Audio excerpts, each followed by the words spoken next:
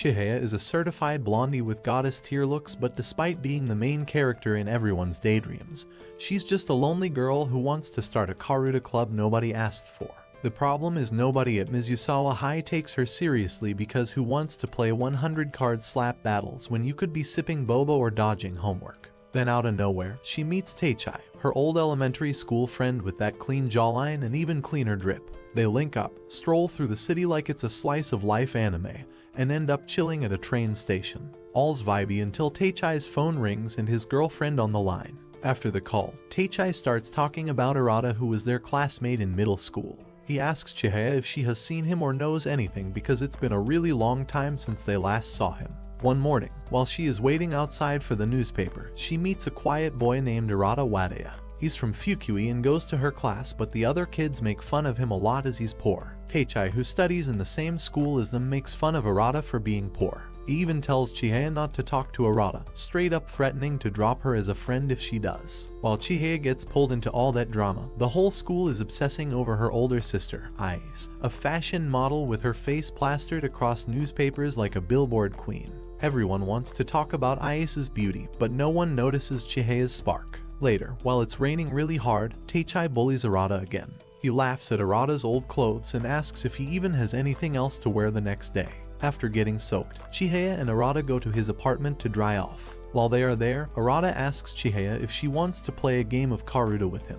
As they start playing, Chihaya is surprised by how good Arata is at the game. He's really fast and focused. Even though he's way better, Chihaya pays close attention and uses what she's learned so far to grab one card before the game ends. Arata smiles and tells her she did a good job. He also compliments her name by holding up a special card with the word Chihaya on it. It's the Chihayafuru card, and it later becomes Chihaya's favorite and most important card in the game.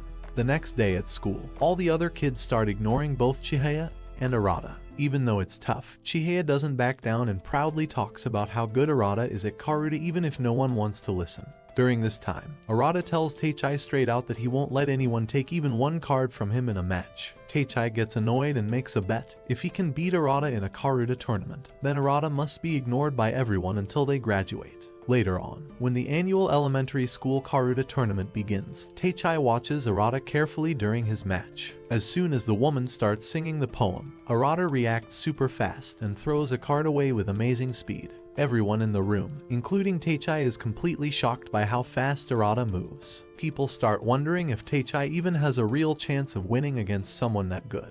After a while, the final match ends up being between Teichai and Arata, since both of them win all their matches and make it to the end.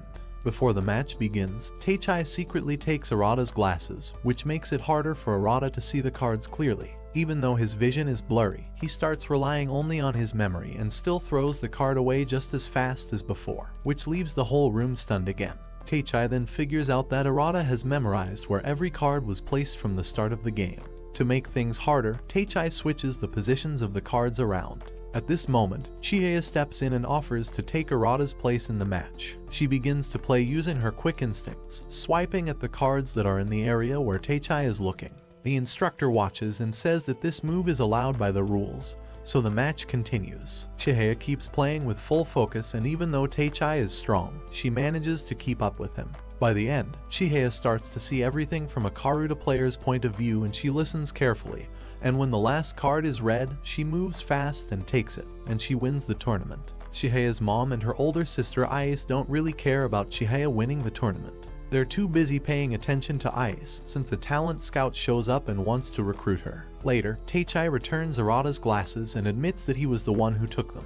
He also asks Arata not to tell Chihaya what he did, because he's afraid she'll end up hating him. Arata says he's a coward for stealing, but also says he gets why Teichai doesn't want Chihaya to see him in a bad way. The next day, Chihaya, Teichai, and Arata visit a Karuta society where people gather to practice competitive Karuta. When Chihaya bursts into the room, they see a bunch of grown-up jobless adults playing Karuta. The three kids just stand there, staring at them in shock and a little fear. That's when they meet Dr. Harada, the head of the Karuta Society, who kind of seems like an Asian version of Diddy. They also meet a kid named Hiro, who is in 6th grade like them, but he looks so skinny and tired, like he hasn't eaten in forever. Chihaya, Arata, and Teichai end up playing a team match against Hiro and his friends, and it's a 3-on-3 Genpei match, and they all get really into it. After the game, Chihaya admits to Arata that she didn't know some of the cards they played with. Arata explains that the important thing is she used her time to remember where the cards were placed. However, Teichai tells Arata that he should just play by himself against Hiro and his friends, but Arata says he wants to play as part of the team. The match goes on, and everyone gets super excited, quickly grabbing their cards as fast as they can. Arata tells Teichai that he has the right card in his hand, but since they accidentally touched the wrong one first, the other team will get to keep their cards instead. At the same time, Dr. Harada starts cheering loudly for Arata's correct choice. After they win the game, the group hears about a team tournament coming up and decides to start training hard for it. The next day at school, everyone finds out that Teichai has been accepted into a very famous middle school. At the same time, Arata learns that he will have to move back to Fukui when the school year ends. This means they won't be able to keep playing Karuta together anymore. Thinking about this makes Chihaya really sad, and she decides she doesn't want to join the tournament. But after talking with her Karuta mentor, who gives her some helpful advice, she changes her mind and agrees to join. She understands that she's not the only one who will feel lonely. When the tournament starts, Chihaya's first match is against Nishida, and she quickly gives him the nickname Flat Cow, but she loses in that first round. Teichai ends up losing his match too, which means their whole team gets knocked out of the tournament. Later on, everyone starts crying because it's an emotional moment, and soon after, they all graduate from middle school. Even though they're going their separate ways, Chihaya smiles and says that as long as they keep playing Karuta, they'll find each other again someday. After that, Chihaya and Teichai say goodbye to Arata as he gets ready to move. Chihaya proudly announces that she's going to become the Karuta Queen, which means the best female player, and Teichai says he'll work hard to become the master, the top male player. Now, back in the present, Chihaya turns to Teichai and asks if he's talked to Arata lately. Teichai shakes his head and says he doesn't know where Arata is right now. Then he looks at her and asks if she wants to face Arata in the National Karuta Tournament someday. Chihaya tells Teichai that during spring break, she moved up to Class B, and if she wins the tournament on Sunday and makes it to Class A, then he has to help her start a Karuta club at school. After that, Teichai walks away with his girlfriend, but Chihaya points at him and yells that he better help her form the Karuta club like he promised. Later on, Teichai visits his old Karuta teacher, Dr. Harada, who shows him how much Chihaya has improved. Dr. Harada invites Teichai to come practice with the Shiranami Society, but Teichai turns him down. He says he's thinking about joining the soccer team instead. Teichai tells Dr. Harada that even though he played Karuta back in middle school with the team, it's not his dream anymore to become the master. However, Harada tells him that Chihaya never stops caring about Karuta and that she often plays by herself in middle school, even though she joins the track team.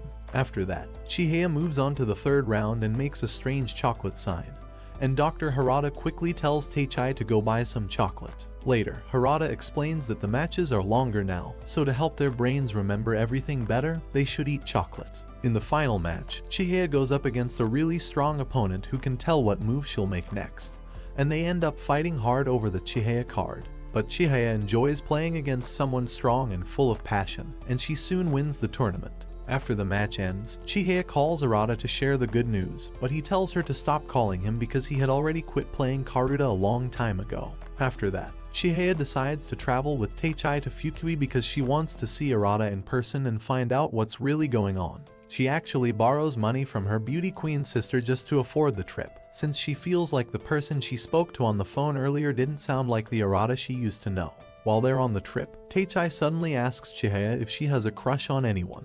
Chihaya says yes, she has a big crush on Dr. Harada and even tries to give him Valentine's chocolates every year, though she never succeeds. Finally, they arrive at Arata's house and Chihaya and Teichai start arguing about who should knock on the door first. But before either of them can do it, a girl shows up and asks if something is wrong. Chihaya tells her that they came all the way from Tokyo, and the girl looks surprised. She asks if they are friends of Arata. Then she tells them that Arata is usually working at a bookstore around this time, so Chihaya and Teichai take off running to go find him. While running, Chihaya suddenly spots Arata riding his bike right next to her. She quickly chases after him and grabs the back of his sweater, causing both of them to fall down onto the ground. When they finally get to Arata's house, he doesn't look happy to see them at all. As soon as Chihaya starts talking about Karuta, Arata gets angry and tells them to go away. Chihaya pulls out her Karuta cards and tries to get him to play with her, but Arata suddenly kicks the deck and sends all the cards flying everywhere. Teichai quickly grabs Chihaya and tells her it's time to leave.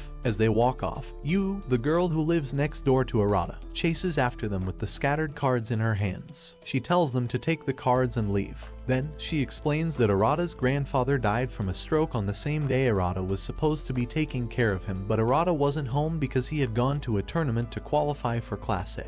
The guilt makes Arata feel like he can't play Karuta anymore, but after he reads a letter from Chihaya, he remembers how much their friendship means to him. He goes to see Chihaya and Teichai off as they leave on the train. As the train pulls away, Chihaya sees that Arata doesn't completely hate Karuta. On the way back, Teichai tells Chihaya he'll help her start a Karuta club at their high school, so Arata will have something to come back to. The next day, Chihaya and Teichai carry a tatami mat into their room while everyone watches, confused about what they're doing. Chihaya has convinced Tiko Miyachi, the science teacher and tennis coach, to let them use a storage room in one of the school's outbuildings as their club room. Now that they have a place, Chihaya and Teichai need 3 more members to officially become a club. Meanwhile, Kanade, a girl from the archery club who loves traditional clothing and often gets made fun of, becomes interested when she realizes it's Chihaya's club. She gets super excited that a cool girl like Chihaya is looking for people who know the poems from the 100 Poets. So, she decides to check out the club. But when she gets there, she's shocked to see Chihaya and Teichai playing Karuta like total maniacs. Later, Chihaya asks Kanade if she's interested in Karuta, but Kanade just asks if they wear hakama during matches. When she finds out they aren't, she looks really disappointed. Still, Chihaya keeps trying to get her to join. As they talk more, Kanade starts to share the meanings behind the poems, and Chihaya realizes there's more to Karuta than just speed. Later, Chihaya sits next to Kanade in the library and asks if she loves Karuta. Kanade says she does like Karuta, but her feelings for it are not the same as Chihaya's. Chihaya keeps trying to explain and convince her, hoping Kanade will see it her way. But Kanade doesn't say anything more and just gets up and walks away. Chihaya wants to go after her again, but before she can, Teichai stops her. He tells her there's no point in chasing someone who doesn't really want to join. Wanting to understand the poems better, Chihaya visits Kanade at her family's traditional clothing shop, hoping to convince her to join the club. When Chihaya learns that each poem has deep meaning and historical background, she gets excited and asks Kanade to explain all 100 of them. Kanade then tells her about the poems, saying all the poems one by one, and Chihaya starts noting down each one of them. The next day, Kanade comes to see them and notices how serious Chihaya is about Karuta. She agrees to join the Karuta club, but only if one condition is met. She says she'll become a member if Chihaya agrees to model kimonos for her family's store catalog, and also if everyone in the club wears hakama during tournaments. Chihaya, without thinking twice, quickly says yes to the deal. After that, Teichai realizes that even after all these years, he still can't beat Chihaya to the first syllable cards. Then, out of nowhere, Chihaya suddenly faints. Teichai tells Kanade that she just fell asleep from being too tired. He explains that Chihaya was born with a special talent. She can react super fast the moment a card is read. Teichai starts to think about his own Karuta skills. He knows his strong points are memorizing all the cards and quickly adjusting based on which ones have already been read. But Chihaya is so fast that she can still grab the card, even if he reacts a little before her. Chihaya then wakes up and quickly runs off to find a 4th member for the club. She ends up finding a quiet student who's known as a total geek, and his name is Tsutomu Kamano, the 2nd top-ranked first-year student. His classmates call him Desk Tomu because he's always studying at his desk and rarely moves from it. Most kids tease him for being like that, and the only time he leaves his seat is when he goes to the restroom to secretly play with his monster. When Chihaya shows up and asks him to join their Karuta club, he doesn't even look at her or say anything. He just completely ignores her. However, Kamano still isn't interested in joining. When Chihaya tells him that Karuta players memorize where all the cards are placed, he doesn't believe her at first. But then he stops and thinks when he hears that Teichai, the top-ranked first-year student, is also in the club. After that, Chihaya ends up dragging him, along with his desk, straight to the club room. Wanting to get smarter and become number 1 in school, Kamano comes up with a challenge. He tells Chihaya and Teichai to play a Karuta game with all the cards flipped over. With this rule, Teichai gains the upper hand because his memory is stronger, while Chihaya struggles and loses the match. After the game is over, Kamano gets up and leaves, but Teichai stops him and says that if he's even a little interested, he's welcome to join the Karuta club. Kamano gets upset and yells that he doesn't have any friends or talent. In response, Teichai grabs his desk and throws it aside, telling him that he doesn't have talent either. He says that even if he keeps losing, he still plays Karuta because the feeling of winning, even just once, makes it worth it. After hearing those words, Kamano stays quiet for a moment, then finally lets go of his desk and decides to join the Karuta club. The next day, the group starts looking for their fifth and final member, but no one pays any attention to them. Most students just ignore them, thinking they're a bunch of weirdos or clowns. Later on, during class, Chihaya spends most of her time sleeping at her desk while the strict teacher, known as the witch, keeps glaring at her with a scary death stare. After class, Chihaya runs into Nishida, a boy she remembers from the Karuta tournament back in elementary school. While that's happening, Teichai is busy teaching Kanade and Kamano the basic rules of how to play Karuta. Suddenly, Chihaya bursts into the room excited, shouting that she found a fatty. Teichai is shocked when he sees who Chihaya is talking about and realizes that the guy is actually a student at their high school. He also thinks he might be part of the tennis team. Chihaya doesn't waste a second and runs straight up to him, telling him that he should join the Karuta club. But he quickly says no, explaining that he's focusing on tennis now and doesn't want to play Karuta anymore. Later on, Chihaya watches him closely and notices how athletic he is. She also figures out that he's using his Karuta timing skills while playing tennis. Chihaya walks up to him and says that it's not fair to tennis if he's still relying on his Karuta moves. Later, Nishida shows up at their club and tells everyone that Karuta is all about talent. He says that no matter how much they practice, they'll never be truly good at it. He also thinks their Karuta club plays at an elementary school level. Hearing this, Teichai decides to challenge him and tells him to play a match against Chihaya. As the game starts and Nishida plays, he begins to remember how fun Karuta used to be for him and how much he enjoyed it back then. During the match, Chihaya takes another card, putting her at 15 cards left while Nishida has 17. Teichai watches closely and notices how skilled Nishida still is. He even targets a card on Chihaya's side to try and turn the match in his favor. Even though Chihaya wins the match, Nishida says he still won't come back to playing Karuta. He explains that no matter what, he could never be as good as Arata, so there's no point. Later, their teacher Miyachi walks past the clubroom and spots Nishida inside. She demands to know why he's skipping tennis practice, and at that moment, Nishida realizes something important.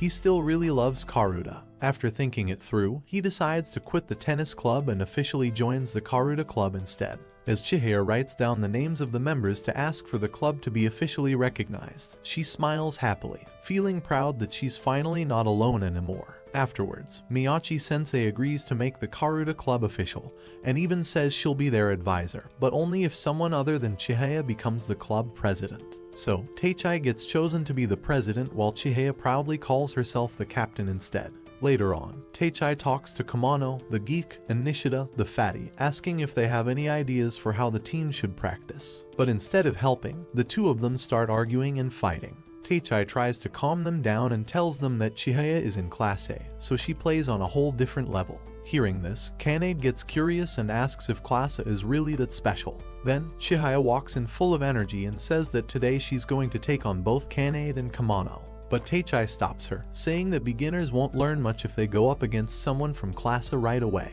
Even so, they begin the match, and not long after, Kanade starts feeling unsure of herself and begins to doubt whether she can actually play Karuta. Seeing this, Chihaya tells her not to worry and shares that when she played Karuta for the first time, her opponent was really strong too. After that, Chihaya sets a big goal for the club to win the Tokyo Regional High School Team Tournament. To get ready, the whole Karuta club decides to have a training camp at Teichai's house during a long holiday weekend while his family is away. Once they arrive, Chihaya creates a super intense practice schedule that is especially tough for Kanade and Kamano, who are still new and trying to keep up with all the training. When Teichai's mom and little sister come home earlier than expected, Chihaya and Kanade quickly hide and then quietly leave to go sleep over at Chihaya's house instead. Later that night, around midnight, Kanade wakes Chihaya up and drags her to a nearby park where Teichai, Kamano, and Nishida are waiting. They've planned a surprise birthday party just for her. Chihaya feels bad and apologizes for making everyone go through such tough training.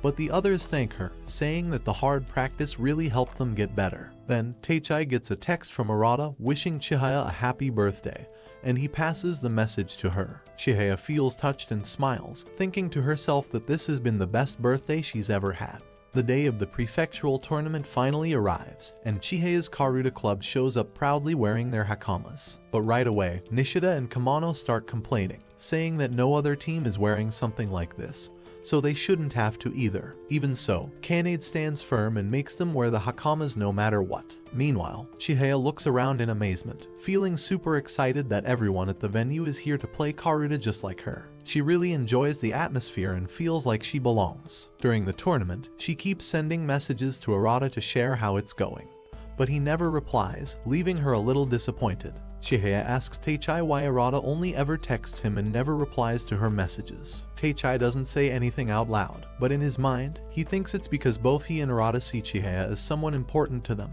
like she belongs to both of them in a special way. As their team keeps winning and moves forward through the group stage, Kamano starts to lose confidence because he keeps getting defeated in his matches. Feeling frustrated and down, he decides not to show up for the semi-finals. When Nishida says they should just move on and forget about Kamano, Teichai gets upset and tells everyone that the real problem is that they're not playing like a team anymore. Chihaya starts to feel really down because she realizes that their club hasn't truly become a united team yet, and that sadness begins to mess with how well she plays Karuta. At the same time, Hiro, who now goes to Hokuo Academy, pulls out his tarot cards to try and figure out the best order for his team to play in the finals. Meanwhile, Akito Sudo, the captain of the Hokuo team, watches from the side. He says that if Mizusawa ends up winning their semi-final match, he wants to mess around with Chihaya just for fun. As Teichai thinks about everything, he realizes that he hasn't been perfect either. Wanting to fix things, he steps up and encourages everyone,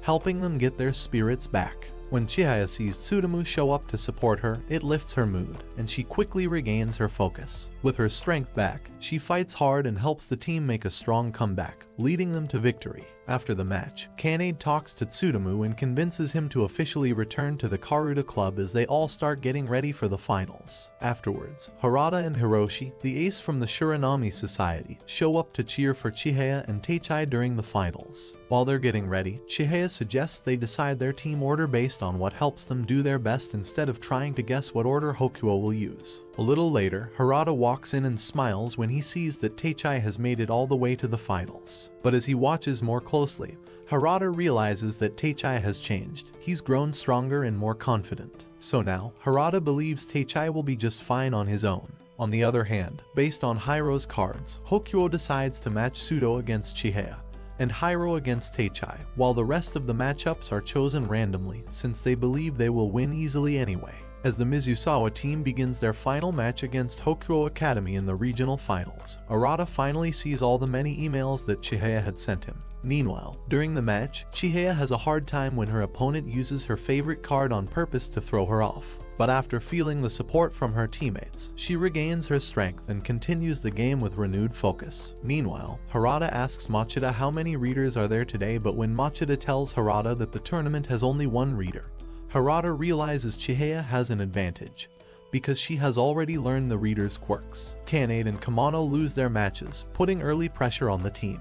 However, Teichai manages to pull off a hard-fought victory against Hiro, and Nishida defeats Nayuta with smart play and determination. Sudo, facing Chihaya, struggles to gain the upper hand. As the match progresses, he recalls Machida's words, that Karuta can still be enjoyable even when you're losing. Inspired by that memory, he fights on, but Chihaya's focus and speed ultimately lead her to victory. After the match, Chihaya snaps a picture of the team, smiles and sends it to Arata with a message that they made it to nationals and he should come watch them at Omi Jingu. After the tournament, Chihaya gets the trophy and everyone starts celebrating together. They're all smiling and happy about the win. But then, Hiro suddenly grabs the trophy from Chihaya. He tells everyone that winning something like this has been his dream since middle school. The moment feels awkward, but one of Hiro's teammates comes over and quietly takes the trophy from him, giving it back to Chihaya. Later at home, Chihaya tries to tell her parents about the tournament and how it went, but they're too busy watching her sister on a quiz show to listen.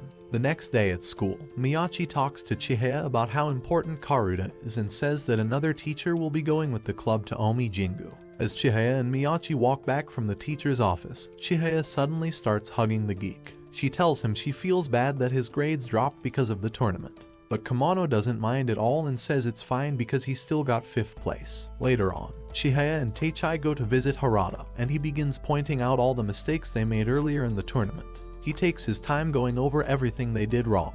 After that, he tells Teichai that he'll be playing a match against Hiroshi. Then Chihaya plays a match against Harada, but even though she tries her best, she ends up losing again. After the match, she starts to worry about whether she can live up to the expectations of being Tokyo's representative in the national tournament. The pressure makes her feel unsure about herself. But soon, Teichai helps cheer her up by sharing some helpful tips he got from Hokyu Academy, which makes Chihaya feel a little better. Afterwards, Chihaya goes back home and feels a bit lonely because her whole family is out, dropping her sister off somewhere. As she sits alone, she thinks about how she has qualified for the Karuta National Championship and will be going to Omi Jingu in Shiga, but then she realizes she'll need money to make the trip, which makes her a little worried. While thinking about all this, she notices something on the table and gets really touched. It's a scrapbook her father has started, filled with her achievements, and it shows how much he cares and supports her. It makes her happy to know he's paying attention and supporting her. While the team continues to train hard for the national tournament, Miyachi sees how serious and dedicated they all are. Because of this, she decides to go with them to the nationals in Omi Jingu to support them.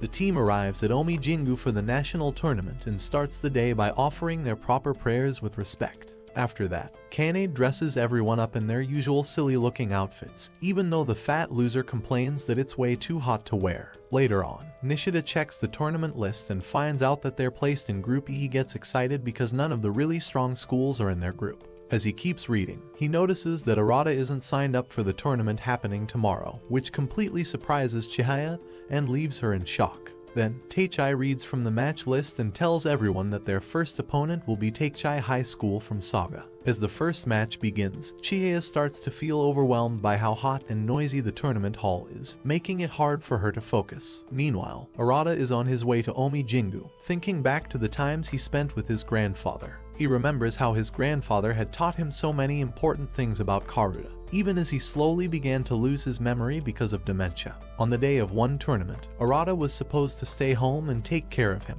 but his grandfather suddenly remembered everything and encouraged Arata to go play. Sadly, his grandfather passed away during that tournament. Pushing through his fears, Arata makes it to the tournament hall just in time to see Chihaya faint in the middle of the match. Teichai quickly carries her over and leaves her in Arata's care while he and the rest of the team keep playing. After a while, Chihaya wakes up and tries to get up, saying she's still in the middle of her match and needs to go back. But Arata gently stops her, telling her to rest, and that's when Chihaya starts crying. She feels terrible for letting everyone down and can't hold back her tears. Watching her, Arata suddenly realizes how much he still loves Karuta deep inside.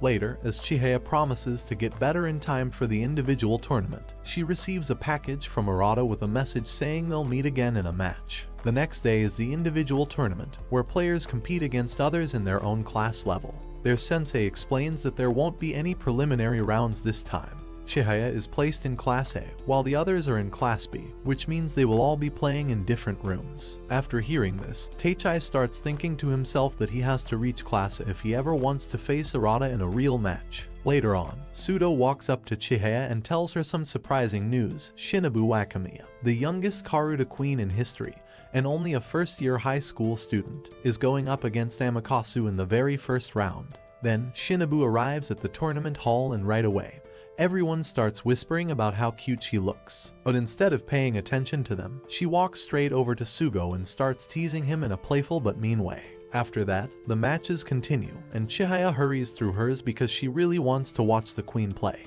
But then, she faces a big challenge. The girl she's playing against is huge like a McDonald's or Burger King-sized player, and she quickly gets overwhelmed. That's when Chihaya remembers she's playing against a Class A player, which means the competition is way tougher. Even though it's hard, Chihaya pushes herself and manages to defeat her opponent. Meanwhile, everyone watching thinks Shinobu is really scary because of how strong and fast she is. And in the second round, Chihaya ends up facing Shinobu. Right from the start, Chihaya struggles to keep up with Shinobu's super fast moves. As she falls more and more behind, Chihaya starts thinking back to her very first match with Arata. She remembers how she used to learn Karuta and how far she has come since then. Meanwhile, Teichai gets a bye in the Class B tournament, which means he doesn't have to play that round, so he decides to go watch Chihaya's match instead. However, Teichai watches closely and notices that even though Chihaya reacts before Shinobu, Shinobu is still faster and moves more precisely to take all the cards. As Chihaya keeps falling behind, she slowly stops playing with the same energy she had at the start. Seeing this, Shinobu looks disappointed and thinks that Chihaya has already given up. But then, Chihaya remembers the time she played Arata and couldn't take a single card. She tells herself that she can't be weaker now than she was back then. With new determination, Chihaya focuses harder and finally starts taking some cards back. Chihaya struggles a lot against the queen and can't do much, but she still manages to take a few cards here and there. Even though she's clearly outmatched, playing this tough match brings her one step closer to realizing what real strength in Karuta means. At one point, Chihaya throws a card and dashes to grab it, and watching her, Teichai notices something important. She isn't good at dealing with all 50 cards on the field. But once the number goes down to around 30, it becomes easier for her to focus and quickly find the cards she needs. Even though the match is tough, Chihaya starts feeling motivated because she realizes she's facing someone so strong that it's scary. But at the same time, it makes her feel excited and free to move. She wants to give it her all. However, in the end, Shinobu beats Chihaya by 20 cards and silently promises that if they ever face each other again, she won't let Chihaya take even a single card. But that serious mood disappears for a moment when Chihaya suddenly compliments Shinobu's Snowmaru t-shirt, catching her off guard and making her feel a little flustered. After the match, Teichai finds Chihaya sitting outside by herself, practicing her Karuta moves while quietly crying at the same time. Even though she lost, she's not giving up. Chihaya makes a promise to herself that she's going to work hard to improve her accuracy from now on. Watching her, Teichai understands something important. This is the moment when Chihaya's dream of becoming stronger and playing at the top level really started to come true. Eventually, Shinobu wins against Sudo in the Class A final. Meanwhile, Chihaya heads over to watch Teichai play in the Class B final. During the match, it becomes clear that Teichai is tired and isn't fast enough physically, which ends up costing him the win. Afterward, the team thinks about everything that went wrong during the tournament. Teichai points out that what all of them are missing is stamina. So, they decide to use the rest of their summer break to train their bodies and build up their strength. At the same time, Arata goes to see Kiriyama, the head of the Fukui Nagumo Karuta Society, and asks if he can join the group. Elsewhere, Shinobu continues to train all by herself. After that, Teichai looks up the schedule for all the upcoming Karuta tournaments so the club can use them to work toward their personal goals. Chihaya needs to start training for the Eastern Queen qualifier. When she hears that, she begins thinking about Shinobu and how strong she is, since the Eastern qualifier will decide who gets to challenge the Queen next year. Meanwhile, both Teichai and Nishida realize they need to focus on moving up to Class A if they want to get stronger and reach their goals too. Teichai also secretly hopes to compete in the Eastern Master qualifier one day, even though he doesn't tell anyone about it. Then, right at that moment, Teichai gets a phone call from his girlfriend.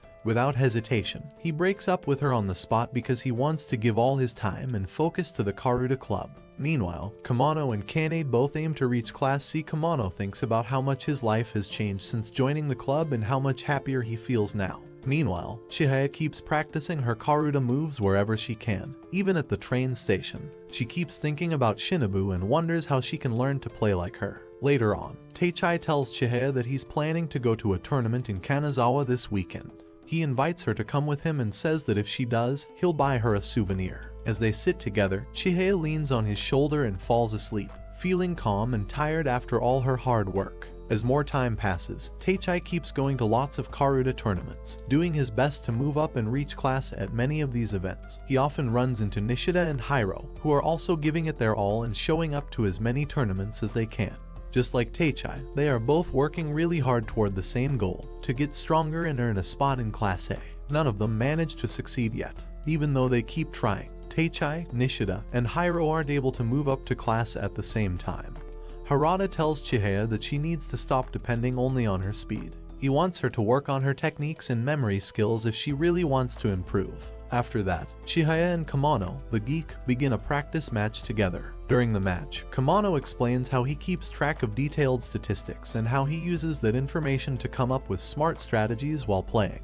However, Kanade points out that Chihaya's reliance on sound and speed leads to a lot of faults, but Kanade differentiates poems by meanings, so she commits fewer faults. The next day is the Saitama 100 Poets Tournament. Nishida is still feeling a little down because he has to keep wearing the same costume every time. Meanwhile, Chihaya is excited, thinking that this will be her very first official match now that she's in class. The rest of the team is also hoping to do well so they can move up in rank by performing strongly in the tournament. Later, Chihaya's match starts, and she faces a player named Sakura. Chihaya is clearly faster, but even with her quick reflexes, she has a hard time actually taking the cards. Sakura then points out that people who rely on speed often mix up the first syllables of cards that sound alike. However, Sakura keeps moving the cards into positions that are hard for Chihaya to reach, and Chihaya starts to understand just how tough Class A really is. During the match, Sakura tells her that it seems like she's only playing against the cards, not the person in front of her. Chihaya remembers what Kamano explained to her earlier about reading her opponent and playing with strategy. She then adjusts her position, moving about 10 centimeters away from the cards and tries her best to keep up. Even though she loses the match, she learns something important from watching another player, Kanai. What she's missing is not just speed, but timing. Later, Chihaya is shocked to find out that Sakura is married and has 2 children. Sakura then reveals that she has been playing Karuta for 35 years, which surprises Chihaya even more. Afterwards, she and Hiro watch the Class B final between Teichai and Nishida and the Class D final between Kamano and Kanade. Chihaya realizes she shouldn't just be there to cheer them on, she should be learning from their matches. She finds herself especially drawn to the match between Kamano and Kanade. Afterwards, Chihaya realizes that Kamano has 2 faults while Kanade has none. She had always believed that players could make up for faults with effort or talent.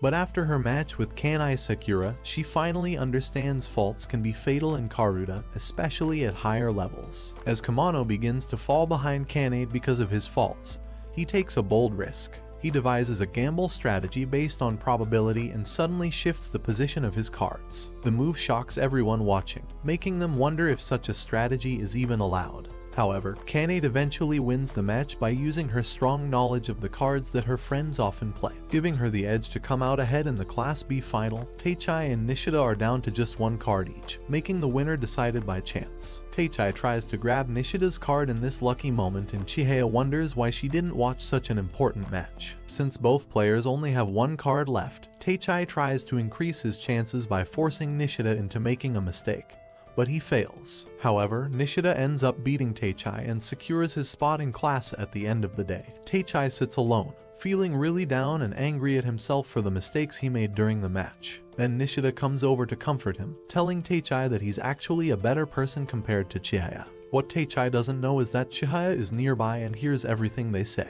With Kanade, Kamano, and Nishida all moving up in rank, Chihaya shares how much she wants to play in a team match again. Meanwhile, after seeing the tournament results, Arata decides to enter the Western Masters tournament. The next day, the teacher brings up something she just found out. She hears that Chihaya is going to be in the tournament. Right away, she says that she can't let Chihaya go. When Chihaya hears this, she gets really upset and starts to panic. She explains that the Yoshino tournament is the last big one before the Queen qualifiers, so it's super important to her. But the teacher doesn't change her mind. She calmly tells Chihaya that the tournament is on the same day as the first exams, so she can't allow her to miss them. Kamano helps Chihaya and Nishida study for their exams, while Teichai decides to join a tournament. It's his last chance to move up to Class A before the Eastern Master qualifier. Nishida talks about how Teichai came in second place at both the Nationals and the Saitama tournament, and says that placing second twice should be enough for him to move up to class already. After that, Teichai trains even harder. He later meets up with Harada, who warns him to be ready because all of the strongest players will be there. There, Teichai runs into Arata, and at the same time, Chihaya decides to stop studying and heads out to find Teichai. Arata hands Teichai a note with his contact information and asks him to give it to Chihaya. Later, Chihaya shows up and sees Teichai sitting by himself. He tells her that he lost in the 3rd round of the tournament. After that, Chihaya watches Arata's match, where he ends up losing to Tsubagachi. However, Teichai gives the note back to Arata, saying he should give his information to Chihaya on his own.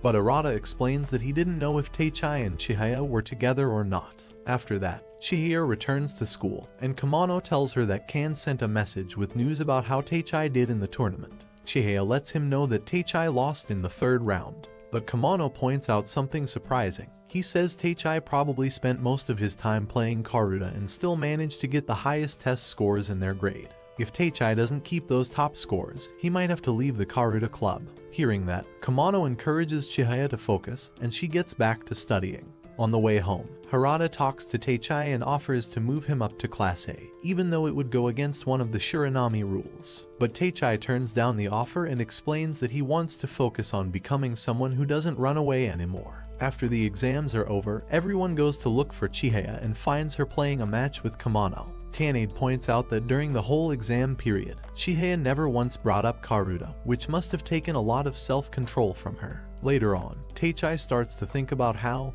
ever since Nationals last summer, Chihaya has always looked rushed and tense whenever she's practicing. The others notice that Teichai is quietly reciting all 100 poems from memory. Nishida comments on it and says that Teichai's biggest strength, and also his weakness, is that he sees Karuta as only a mental game.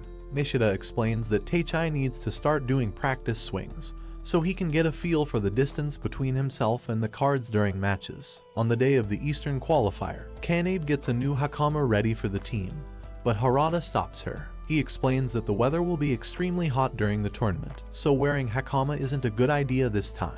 Later on, Sudo talks to Chihaya and mentions that some colleges offer scholarships to students who finish in first or second place at the national tournaments. Without really thinking, Chihaya ends up making a silly bet with Sudo that whoever loses first has to shave their head. Later on, it's announced that the Western qualifier is happening at Omi Jingu, and when Chihaya hears this, she suddenly thinks back to her memories with Arata. In the first round of the tournament, Chihaya goes up against Ririka Takakawa, a fast 6th grader who's already being called the next Shinobu. At first, Chihaya focuses on getting her timing right, but then she switches back to using her speed and ends up winning the round. Harada talks to Tsubaguchi and says that he wants Chihaya to have more than just her natural talent. She needs more tools to become stronger. At the Western qualifier, Shinichi Murao, who usually plays Karuta with Arata, loses in the very first round. Afterward, he tells Arata that no one can really beat Hisashi Suo, the current master player, anyway. Meanwhile, Teichai sends a text message to Arata, letting him know that Chihaya won her first round match and that he believes Arata will be the one to make it to the final in the Western qualifier.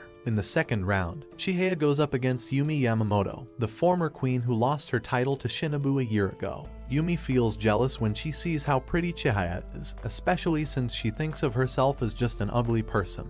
While looking at the card deck, Chihaya notices that Yumi has 5 one-syllable cards on her side, while Chihaya has 7 three-syllable cards on hers. This means Chihaya can go on the attack very aggressively. Chihaya didn't watch last year's match with Yumi, but she saw it once at Harada's house, where Yumi was crying because of how determined she was and how hard she worked. Yumi usually fights for every card she loses, but this year she seems less excited. Meanwhile, Teichai asks Nishida about Yumi, and Nishida says that Yumi's playing style is very persistent and stubborn.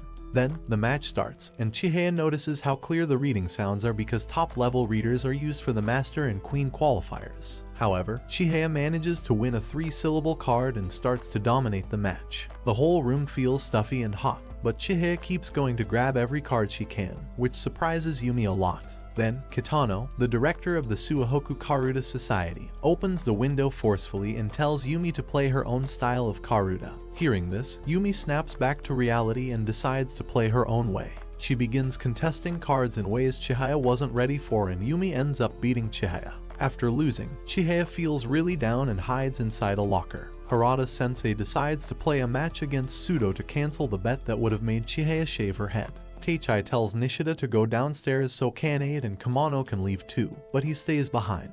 Once everyone is gone, Teichai takes out his phone and sits next to the locker where Chihaya is hiding.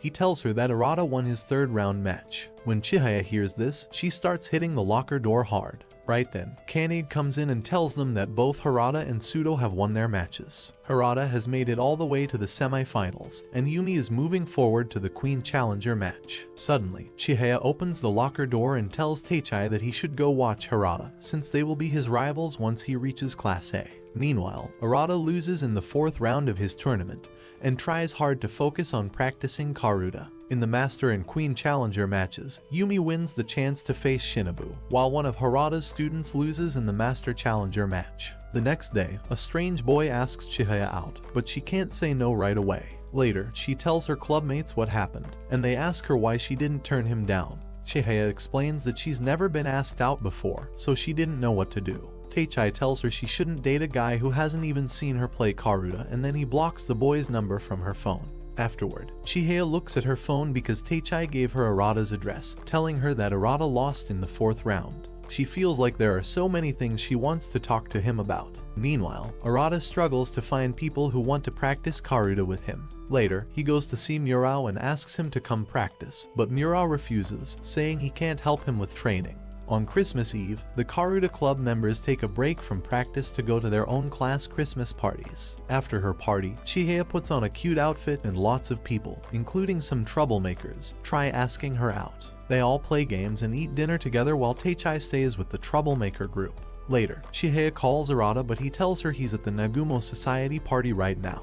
The next day, the club members decide to watch the Master and Queen matches on TV at Teichai's house because he has a big 60 inches TV. Suddenly, a tough-looking girl shows up and says she was actually supposed to go to a play that's happening tonight. Then she reveals she is Teichai's mom and tells everyone to enjoy their time at her house. Later, Teichai takes his mom to his room, and she is surprised to see how neat and organized it looks. After that, Nishida and the others arrive, and they are all shocked by how big the TV is. Then, the match starts, and they notice that Shinobu has gained a lot of weight because she ate too much ice cream to get special limited-time Snowmaru items. Teichai realizes this might be a problem since she has put on over 10 kilograms, which slows her down and affects her accuracy during the game. Chihaya also notices that Shinobu is not as sharp as she was during the high school tournament. However, Shinobu dressed in her grandmother's kimono thinks back to the time when her parents divorced. After that, she and her mother went to live with her grandmother. It was her grandmother who introduced Shinobu to the Myojo Karuta Society when she first became interested in Karuta.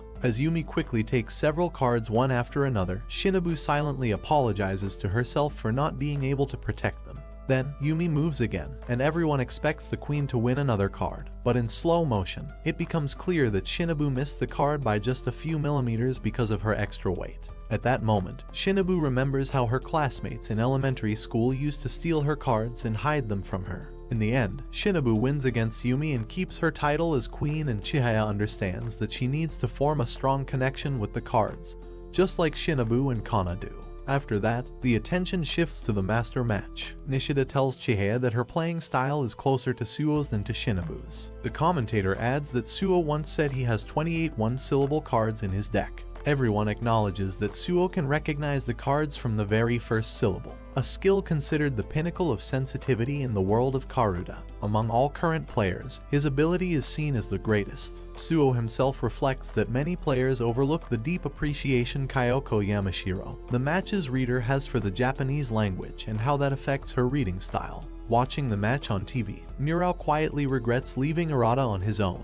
Meanwhile, Arata also watches the broadcast, imagining what it would be like to face Suo, though he knows he still needs to gain experience by playing against stronger opponents. In the end, Suo claims his 4th consecutive victory, retaining his title as master. After the match, Aiz, the director of the Myojo Karuta Society, invites Shinobu to visit, but she politely declines the offer. Meanwhile, Teichai's mom arrives and reminds everyone that it's already late, and their parents must be worried. The group quietly heads home, each lost in their thoughts, and along the way, Kamano surprises Chihaya by analyzing her gameplay and revealing that she has 21-syllable cards. Meanwhile, feeling discouraged by his perceived lack of natural talent compared to Chihaya and Suo, Teichai calls Arata. Over the phone, Arata shares a memory.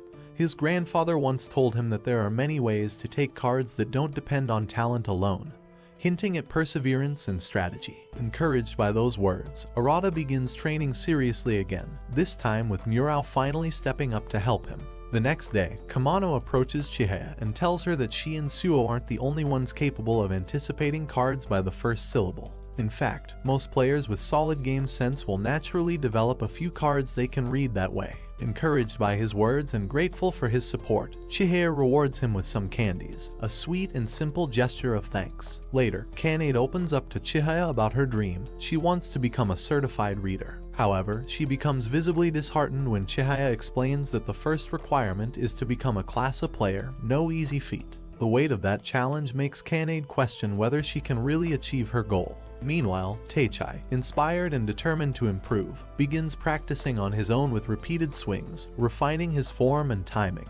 During a break, he receives a call from Arata, who tells him something that sticks with him, that he doesn't need game sense to play Karuta. As the new school year begins, the teachers say they will give the clubroom to the concert band if the Karuta club doesn't get at least 5 new members to join. As the new school year starts, Chihaya wonders if any new students will join their club, and she really hopes they'll fall in love with Karuta just like she and her friends did. At the same time, the boys at school are shocked and can't believe that someone as cool and pretty as Chihaya is in the grade above them. On the other hand, a first-year student named Hanano gets dumped by her boyfriend on the very first day of school, so she makes up her mind to find a new one. Later on, a new student named Hinako joins her, and the two of them start looking all over the school for cute boys and even write notes about them. After a while, Hanano notices Teichai and decides she wants to try and date him. Meanwhile, Chihaya gets a notice from Miyachi-sensei saying that if they don't get new members by next year, their club room will be taken away, and their club will be disbanded. As the Karuta club starts asking for new members, Chihaya is super happy when a bunch of freshmen, including Hanano, show up to join. But since they're all new to the game, they get a little overwhelmed by how tricky and confusing it is. When Chihaya looks at the list of names, she quickly realizes that Hanano is definitely an enemy to them. Later on, Hanano tries to ask Teichai if he has a girlfriend, but Kanade steps in right away and shuts her down. Then, Chihaya hands out some poems to everyone and tells them to start memorizing all 100 of them. Right away, everyone starts complaining about how hard it is, but Kanade steps in and tells them there will be a test in 1 week, and if they can't memorize all the poems by then, they're going to fail. After that, the group starts arguing again because they each have different ideas about what the club should focus on.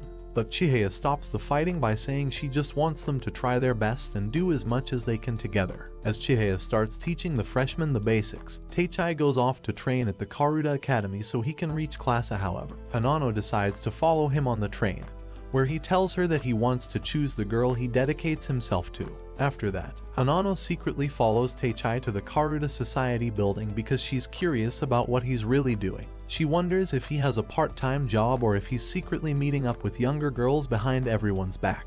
But after watching him, she realizes that Teichai just really loves Karuta more than anyone else. Meanwhile, Teichai wants to have a match against Tsubaguchi, but the staff member tells him that Tsubaguchi got a job as a high school teacher now, and that there are only 8 troublemakers in his grade, which is stressing him out. Then, the match between Teichai and Tsubaguchi begins, and while watching them play, Hanano is surprised by how fast they move and starts wondering why someone like Teichai even plays Karuta in the first place. Suddenly, Harada shows up right behind Hanano and starts acting freaky just like he always does. Hanano asks him what's so fun about Karuta, and he tells her that she won't understand unless she tries playing it herself. Meanwhile, Chihaya feels really sad because almost all of the first-year members decide to leave the club. She just wishes they could understand how fun and exciting Karuta really is. On the other hand, Hanano is having a good time hanging out with her friends at McDonald's, and they start asking her questions about Teichai. Back at school, Chihaya walks into her classroom and finds it almost completely empty, with only one boy named Tsukuba sitting there. It turns out he's the only one who stayed behind.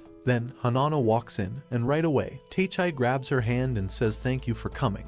When Kanade points out that Hanano is only focused on making herself look pretty, Hanano admits that the only reason she's staying in the Karuta club is because she wants to get closer to Teichai. During practice, Chihaya starts paying a lot of attention to Akihiro since he has experience playing second verse Karuta. At the same time, she also notices how happy Hanano looks when she gets her first card. Later, when Chihaya asks Hanano to trim her nails for better grip, Hanano suddenly blurts out that she has a crush on Teichai, then gets embarrassed and runs away. When the others ask Chihaya why she's putting so much effort into helping the first years, she explains that she wants more members so they don't go through something like last time when they lost the team tournament because she collapsed. While Yusei begins teaching Akihiro how to play competitive Karuta, Kana finds Hanano and helps calm her down. She talks to her kindly and convinces her to come back to the club room. After hearing that Karuta, just like love, follows its own set of rules, Hanano makes up her mind to take Karuta a little more seriously from now on. Meanwhile, Arata comes in second place in a tournament after losing to Murao, and he gets really upset about it. Yashio tries to cheer him up by saying that Arata and Murao are his favorites, but Arata tells him that his real goal is to face Chihaya in the high school championship. Meanwhile, Kanade's mother starts going crazy over Akihiro, but he clearly shows that he's not into older women at all. After that, Kanade gives a hakama to Hanano, but Hanano feels awkward and strange because she's never worn anything like it before. As Chihaya and the rest of the club get ready to take part in the regional team championship, 3 little kids suddenly run into Chihaya. It turns out they're Akihiro's younger brothers, and he explains that in their family, they're taught to run straight into pretty people when they see them. Later on, Akihiro grabs the team list and tries to change the player order, which makes Nishida really angry. But then Akihiro starts freaking out, so Teichai lightly slaps him on the forehead to calm him down. Since Akihiro was trying to get himself on the team just to impress his little brothers, Kamano steps in and suggests they change the play order a bit. He wants to include both Hanano and Akihiro, saying they deserve the same second chance that everyone gave him last year. Later on, Akihiro asks Kamano why he's giving him this chance, and Kamano tells him it's because he's been in the same spot before and someone gave him a chance too. Meanwhile, Hanano is freaking out during her match and starts wondering why she's even playing in the first place. As she watches, she sees Chihaya moving so fast that she doesn't even let her opponent touch her hand.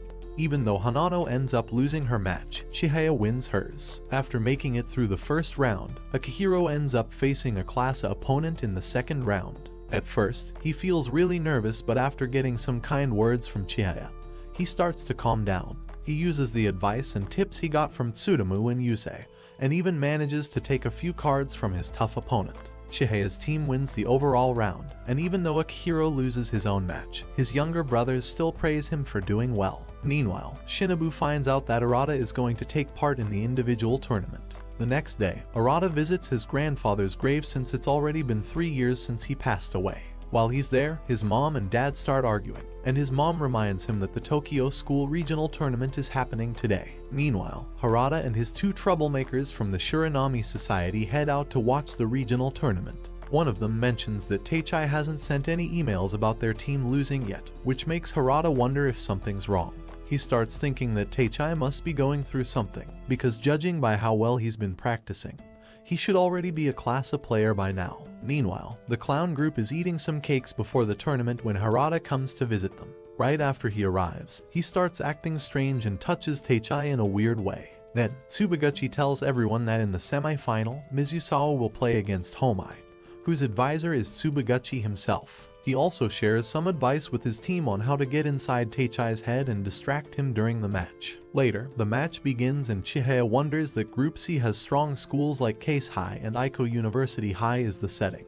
But then Chihaya's strange opponent suddenly asks her for her phone number. It turns out this is actually part of Tsubaguchi's plan to distract the players. Wachida points out to Harada that, unlike last year, the tournament is using a different reader for each round this time. This year's reader is a beginner who can't even read the cards properly, so Teichai checks in with Kamano and the others to see what's going on. Meanwhile, Chihaya keeps playing well against her strange opponent. Teichai struggles against his opponent and starts to doubt if he has the skill to win. His opponent is a creepy girl who dreams of becoming the queen, so she practiced hard and worked on her positions all by herself. Meanwhile, the air conditioner above Teichai breaks down, and when he asks for a towel, the women from the Shiranami Society, Miyachi, Hanano, Kanade's mother, and Chihaya all give him towels to help him out. Hanano notices that Chihaya watches Teichai just as much as Teichai watches Chihaya. Later, Hanano goes to scout the Hokuo match. Teichai manages to recover and ends up winning his match. In the end, Mizusawa wins the round. After that, Hiro's team starts thinking that if they can somehow figure out Mizusawa's player order, then beating them would be easy. At the same time, Teichai is unsure about what order their team should go with. Nishida says it would still be great if they could go to nationals, even if they lose. But Chihaya quickly jumps in and says they're not going to lose, they're going to become Japan's #1 team. Suddenly, Nishida finds out that his older sister is now dating Hiro, which totally shocks him. After watching Hokuo during the semi-finals, Hanano comes back and reports that their plan is to target Teichai, Kamano, and Kanade so they can easily get 3 wins and take the match. This makes everyone realize they need to take things more seriously. Later, Nishida and Akihiro start arguing again about changing the player list, and this time Teichai snaps at both of them. He gets so frustrated that he says no one is allowed to start their sentences with "but from now on." To everyone's surprise, Hokuo's Hiro decides to set up the match order in a way that makes the battle fair, letting both teams fight with their full strength. Everyone on his team freaks out because the order he picks is totally different from what they had planned. But Hiro raises his voice and says clearly that he wants Hokuo to become the best team in the whole world. Pseudo is chosen as the reader for the final match, which pushes Hokuo not to let their guard down. Chihaya notices that Hokuo's faces have changed, and she realizes that Pseudo is putting pressure on Hokuo, not on their team. Just then, Miyachi shows up and gives Mizusawa some Tatsuki to help them cool off. After that, everyone returns to their positions, and Teichai ends up facing skinny Hiro, who is now fully fired up and determined to win this time. The match begins, and Hanano is shocked to see just how fast Chihaya really is, especially since she had been watching her card the whole time. Chihaya tries to figure out the chances of taking her own card, but she ends up losing 2 of her best cards back to back, while Kane does a great job against her opponent, partly because she's able to match her movements with Pseudo's unique reading style. Chihaya starts to struggle. She's too focused on copying Shinobu's technique, which throws her off. But once Nishida loses his match, something clicks in Chihaya, and she begins to fight back and slowly turns things around. Afterwards, Chihaya finally catches up to Amikasu, and all 4 remaining Mizusawa players end up in luck of the draw situations. But Hokuo splits their winning cards in a way that guarantees them 2 wins, making it 3 wins overall. With the pressure on, Chihaya and Teichai both go on the offensive, trying to raise their chances by forcing their opponents into making mistakes. Chihaya remembers what she learned from watching the Masters match and starts listening so closely that it's like she hears the sound before it even happens, which puts serious pressure on Nayuta. The match quickly reaches its peak as Chihaya, Teichai, Kanade, and Kamano all find themselves in a luck of the draw situation. Hokuo cleverly splits the cards to give themselves the upper hand, which means Mizusawa now has to aim for the opponent's cards if they want to win. Chihaya gives Teichai the push he needs by encouraging him to target the opponent's card. This causes his opponent to mess up, letting Teichai win his match and tying the score. But in the end, when Chihaya and Nayuta both reach for the final card at the same time, it's called as a tie touch. Because of the way the cards were split, Hokuo takes the win. Still, both Hokuo and Mizusawa qualify for the nationals. After the tournament ends, Hanano, Akihiro, and his brothers all decide to officially join the Karuta Society, feeling more excited about the game than before. Meanwhile, Chihaya gets a text from Arata asking her what she thought about the finals. She replies honestly, saying that it was both the most fun match she's ever played and also the most frustrating loss she's ever had. Afterward, Chihaya's sister comes across some online comments about her acting, but instead of praise, everyone is trolling her and calling her acting terrible, even saying she should just quit already. Meanwhile, Chihaya is feeling down from losing in the regional finals and lies upside down on the couch, completely drained and upset about the whole thing. At school, Chihaya's old teacher tells the class that anyone who scores less than 70 marks will have to write 20 short poems during summer break. Then he walks over to Chihaya and points out that out of the 20 new members she claimed, only 2 are actually showing up, so there's a chance her clubroom might be handed over to another club. Later on, Chihaya decides to let the concert band use the room above the Karuta clubroom for storage because she was hoping they might return the favor and give her team a little support in return.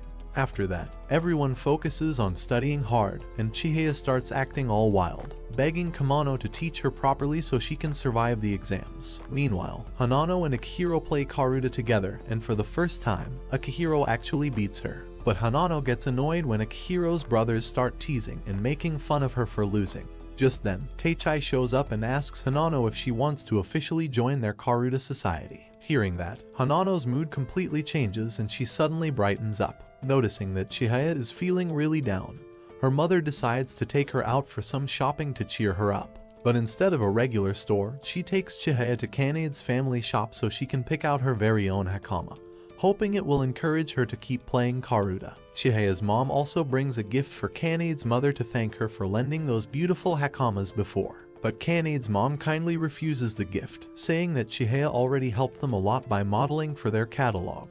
After that, Chihaya gets excited as she picks out her own hakama with all the designs she had been dreaming about. The next day, the new concert band starts making loud noises, which ends up bothering everyone in the Karuta club while they're trying to study. To thank them for letting them use the second floor as storage, the concert band decides to perform a special piece just for the Karuta club.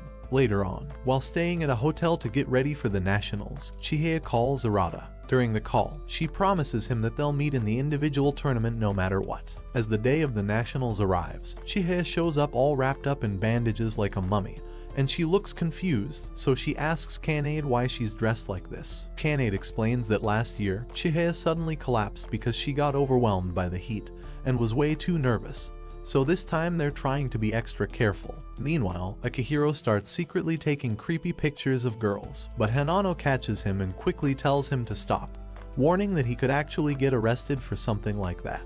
Later on, Nishida shows everyone the new team t-shirts that his sister made, but they all notice that the shirts say second place on them. Everyone starts worrying and asking why she would write that. Nishida explains that it's because his sister has a massive crush on Hiro and only wants him to be number one. Akihiro plans to switch up the order this time so he can show off his real skills and finally become a regular member of the team. But Hanano quickly tells him that the lineups for the first round have already been posted. To his surprise, it turns out that Kamano and Teichai have already picked Akihiro as one of the starting players for the first round. At the same time, Hanano is given a task by Kamano and he tells her to keep a close eye on a player named Megumu Asaka, while he focuses on observing last year's championship team and how they're playing this time around. Later on, Hiro runs straight up to Teichai and starts messing with him, saying that becoming a class A player is way more important than anything else right now. But Teichai calmly tells him that it doesn't matter whether he wins or loses his first match tomorrow, because they're planning to win every single day from here on out. Then, the match list gets posted, and everyone is shocked when they find out they're up against Chiba International High School, a team that's rumored to be made up completely of foreign students. After that, Mizusawa's team sits down across from the Chiba players, and everyone starts getting nervous after seeing how tall and intimidating they all look. Teichai manages to ease the tension by pointing out how their opponents aren't actually that good at English, which helps everyone relax a bit. When the match starts, Chihaya starts getting strange vibes from them, especially because they're wearing their hakamas the wrong way, and even the way they place their cards reminds her of something totally off. As the match goes on, the players start to learn about their opponents' freeform styles, and soon Mizusawa shows the results of all their hard work and training and ends up winning the match. Even though the Chiba students are upset about their loss, they admit they had a lot of fun playing. They promise to come back stronger and aim for next year's tournament. Meanwhile, as Arata finally arrives at Omi Jingu to support Chihaya, he suddenly runs into Shinobu. Afterwards, Arata has a short run-in with Shinobu but doesn't realize it's her at first, until he notices the small mole on her cheekbone. He's shocked to see that she's slimmed down and gone back to her usual appearance. Curious, Arata asks why she gains and loses weight so quickly, but Shinobu suddenly starts crying. Through her tears, Shinobu tells him that she comes to this shrine every year. She also says that she thinks team tournaments are for people who don't truly love Karuta. Meanwhile, Teichai starts to worry when he finds out that the team Kamano scouted is made up of 5 Class A players. Just then, the guys from Fujisaki arrive and quickly realize that Kamano has been spying on them, taking tons of notes and even snapping creep shots of the girls inside. They snatch his notebook and say that in Fujisaki, the girls are actually scarier than the guys. Kamano wonders that he is just a flat guy who looks like a girl. As Arata looks for the right moment to talk to Chihaya, he suddenly gets pulled into an unexpected situation. The Fukui West team, which only has 3 members, is missing one because of traffic delays. So, they drag Arata in as a temporary stand-in. To make things trickier, they make him take off his glasses and wear a face mask so no one will recognize him. However, Arata tells them that he can't do it because he goes to a different school, which could cause problems. But the guys start begging him, saying they don't need him to win the match, they just want him to sit with them so they can play. They tell him they've worked hard for the last 18 months just to make it to nationals. Later, the match begins, and Arata plays poorly at first, not like his usual focused self. He wonders what the other guy is even doing, but at the same time, he understands his teammates' frustration. Even though one of Fukui's members ends up losing, which automatically makes it a team loss, Arata remembers his old memories with Chihaya and Teichai. So, he puts on his glasses and decides to play seriously until the end. His effort brings the final score to a more respectable 3-2 loss. However, after the match ends, Arata's old teacher, who had been supervising the game, catches him. The teacher tells Arata that he might be disqualified from participating in the individual tournament because he broke the rules by playing for a different school. Afterwards, Chihaya tells Teichai that if Arata shows up to watch them today, then she really wants to show off how strong her team has become. Then, Mizusawa begins their match against Yamaguchi Mioka, a very prestigious and well-known school. It turns out that every single member of their team wears glasses, and the strangest thing Chihaya notices is that they start placing their cards from the left side after shuffling. This means there's no set pattern in their placement at all. When the Mizusawa team sees this, everyone gets shocked because it shows just how incredible their memorization skills are. Meanwhile, the judging committee talks about what to do about Arata's rule breaking. They know that in baseball, punishments are strict, and they can't just ignore this because it won't teach the students anything. One of the members mentions that Arata is the grandson of an eternal master, so they feel they can't give him a serious punishment. Just then, the students who convinced Arata to play show up, saying it wasn't really his fault. But before they can keep asking the committee, Arata arrives and stops them, saying he thinks he should accept whatever punishment they decide. As Chihaya struggles against Miyoka due to their random card placement and finds a dead move even though she moved. Because of the knowledge they gained from participating in quiz shows, they perform really well against Chihaya and her teammates. Afterwards, Chihaya notices Shinobu watching from outside and everyone is surprised to see how much weight she has lost. Afterwards, Arata sees Shinobu and runs after her, asking what happened to the Birdman rally. But instead of answering, she suddenly starts crying again. However, Arata then tells her that he won't be able to play in the individual tournament because he broke one of the rules. Hearing this, Shinobu grabs Arata's hand and turns to the committee member, saying that if Arata isn't allowed to play, then she won't play either. After focusing on their strengths and weaknesses, Miss Yuzawa manages to win their round and move forward. Chihaya hears news about Arata from Kamano, but Teichai tells her to concentrate on the matches coming up.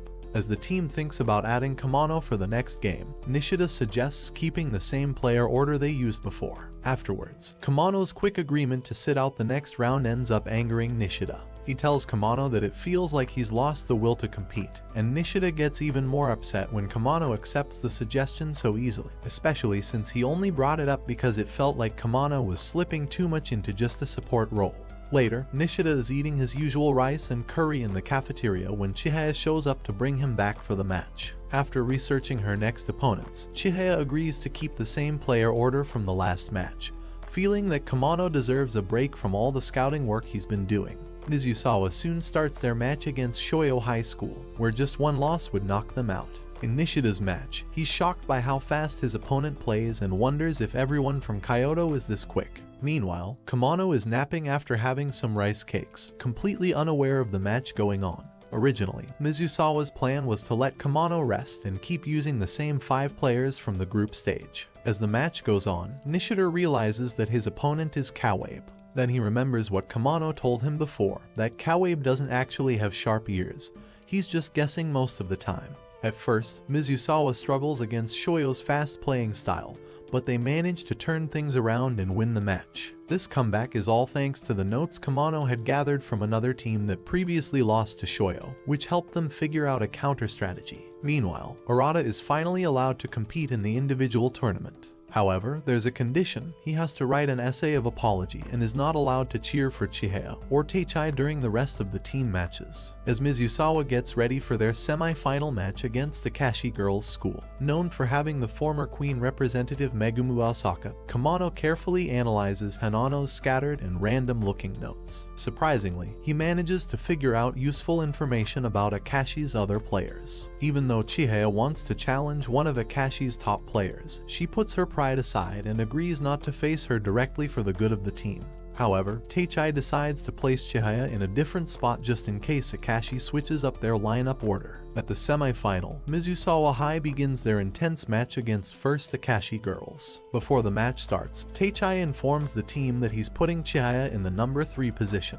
However, Kamano is a bit unsure, thinking Akashi might mix up their player order this time. But it turns out they've kept the same lineup just like in all their previous matches. When the reader calls out the matchups, it becomes clear that Akashi plans to face Mizusawa head-on without any mind games. Chihaya ends up facing Megumu Asaka, the same talented girl who represents West Japan in the Queen match, setting up a high-stakes showdown. Meanwhile, the creepy photographer guys start taking sneak shots of Megumu again, thinking she's still the bitter and sweet idol who always treated them kindly. One of them even admits he still has an old photo of her from a past tournament saved on his phone and never deleted it. As the match kicks off, Megumu suddenly strikes her card and moves with lightning speed, shocking everyone watching. She's clearly even faster now than when she played against Yumi during the Queen match. Her sudden burst of skill leaves a strong impression. At the same time, over at another court, Hokuo Academy is facing off against Fujisaki High School in their own high-stakes match. Meanwhile, Chihaya thinks back to when she watched Megumu last fall. Back then, she didn't seem this fast. But now, Megumu is attacking the cards with full force and speed. It feels completely different from before. At the same time, it's Kamano's first game of the day, and Akihiro starts thinking that by now, Kamano should be considered one of their aces. Suddenly, Megumu strikes again, hitting a card so quickly that everyone around her is stunned. What shocks them most is that it was a long phrase card, something Megumu never used to win in the past. She's clearly improved a lot, and it's making everyone nervous. Afterwards, one of the old guys watching the match starts thinking that everyone on Megumu's team is working together just to make her the next queen. He notices how even the team order and support are all focused on helping Megumu shine, and she's now drawn the last West Japan representative spot because of how strong she's become.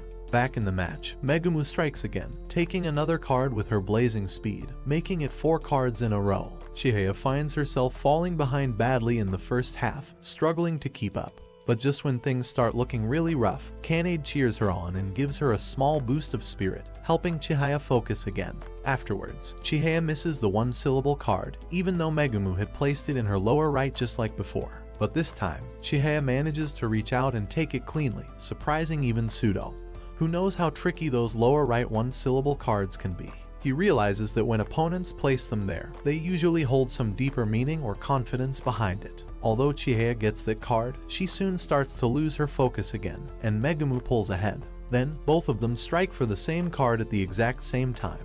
Chihaya quickly claims, with confidence, that she was the one who got it, showing her spirit hasn't faded completely yet. However, Megumu quietly returns the card to Chihaya, accepting her claim without any argument. But right after that, when Chihaya loses focus for just a moment, Megumu swiftly takes another card with lightning speed. Chihaya continues to struggle in the match, feeling the pressure. What bothers her even more is knowing that Megumu, despite being last year's West Japan finalist, has no real desire to become queen. Yet, she's still incredibly strong, which frustrates Chihaya even more as she fights to catch up. Meanwhile, Kamano remembers what Hinano said about the girl with the ponytail, the one carrying a towel from the Ryuji tour. Ryuji is a popular singer and most of his fans are usually heartbroken.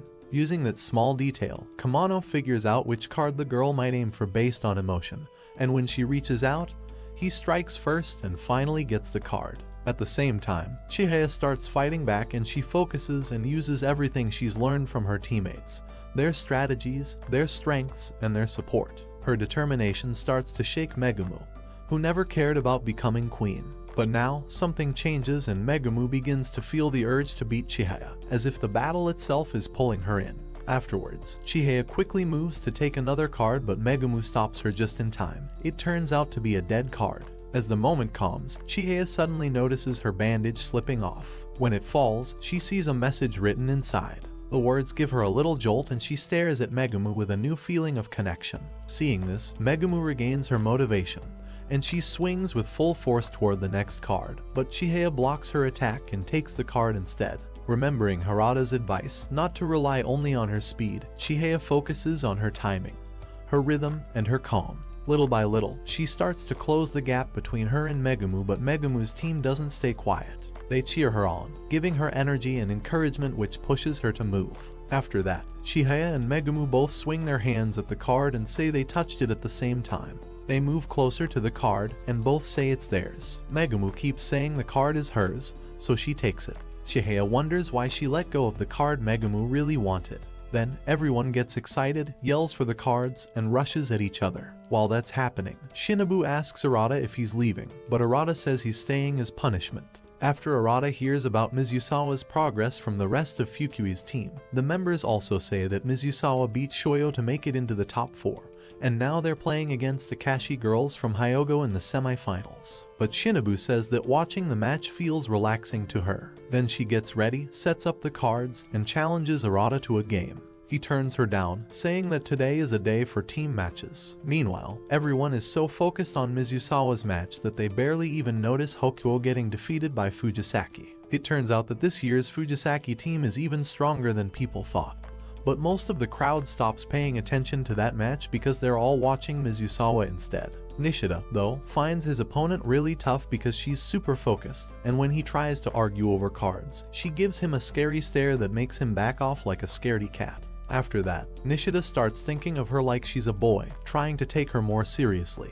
But even then, he still ends up losing his match. But Kanade manages to win her match, which helps ease some of the pressure on the team.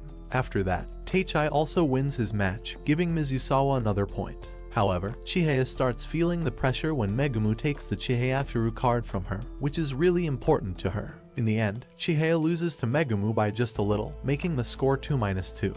Now, it all comes down to Tsutomu and his opponent, with each of them having only one card left. After a tough series of dead cards, Tsutomu takes a risky chance and ends up winning, bringing Mizusawa to the finals against Fujisaki. Chihaya starts feeling frustrated, wondering what she could have done better during her match. Teichai then shows her the marks from her own nails in her hand, proving how much strength and effort she had been using the whole time. At the same time, Kana tells Akihiro to play in her place because she's feeling really tired from all the matches. Afterwards, Kanade reveals that she jammed her finger during the match, and now it's swollen and hurting a lot. Hanano asks Akihiro if he noticed that Kanade was hurt, but Akihiro says he had no clue because he was more worried about how tired she looked. Meanwhile, one of the officials tells Hiro that Arata came to support Hokuo and is waiting in a back room. When Hiro hears this, he totally freaks out and says that Arata is just his enemy. But then, when the official tells him that Arata actually came to cheer them on, Hiro is completely shocked. Meanwhile, Midori Sakurazawa, the coach of Fujisaki, takes one of the third-year class A players out of the lineup and puts in Ryan Yamashiro instead, a second-year class B player who is also the granddaughter of Kyoko Yamashiro. It turns out that all the third-year boys have a crush on Yamashiro, but when she tries to talk to Makoto, he totally freaks out. He asks her why she would even try to get in the lineup when she knows how hard Minato worked to earn his spot. Later on, Kamano tells everyone that he's pretty sure he can guess Fujisaki's lineup with 100% accuracy. He explains that everyone on the Fujisaki team is really skilled, and they should think of it like going up against 5 players like Sudo. When Chihaya and Nishida hear that, they both freak out. But then Kamano adds that the lineup will be different this time because one of the twins is being replaced by a younger player. Right at that moment, Teichai spots one of the guys from Fujisaki and starts wondering if he might actually be Arata, since he kind of looks like him. Meanwhile, Shinobu suddenly starts undressing in front of a group of shocked boys, and they quickly tell her to stop.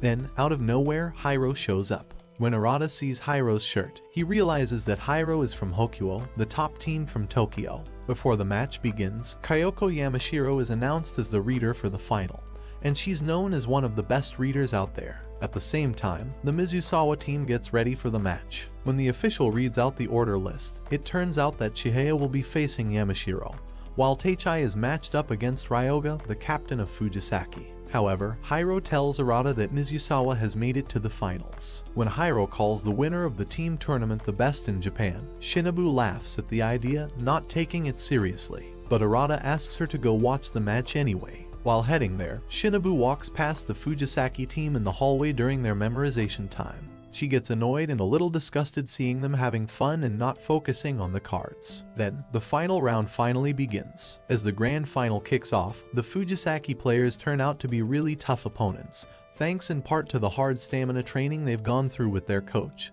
Sakurazawa. Rion also has an edge over Chihaya because she's the granddaughter of the reader, which gives her a special connection to the way the poems are read. Nishida's opponent swings the cards right in front of him with lightning speed, even though his spider-like stance stays firm and steady like a rock. At the same time, Kamano's opponent gives off a soft and gentle vibe, almost like a femboy, but still swings with the style and grace of a true gentleman. On the other hand, Teichai's opponent covers a 2-syllable card with perfect timing, and just like that, everyone on the Mizusawa team starts to struggle against the strong Fujisaki players. Meanwhile, Coach Sakurazawa has her own goal. She's been playing Karuta since she was 6 years old, and the more she played, the more pain she felt in her knees and back. Because of that, she wants her team to be able to play without hurting themselves. That's why she trained their stamina so hard, putting them through tough and challenging practices to help them reach their full potential. Chihaya also finds it hard to keep up against Yamashiro, and Makoto starts to question why the coach even put Yamashiro in the final match. He thinks they don't need her sharp hearing and special talent to win, especially when most of the third years have worked harder than she has. While playing, Chihaya begins to notice that Yamashiro is reacting way too quickly, like she already knows what's coming.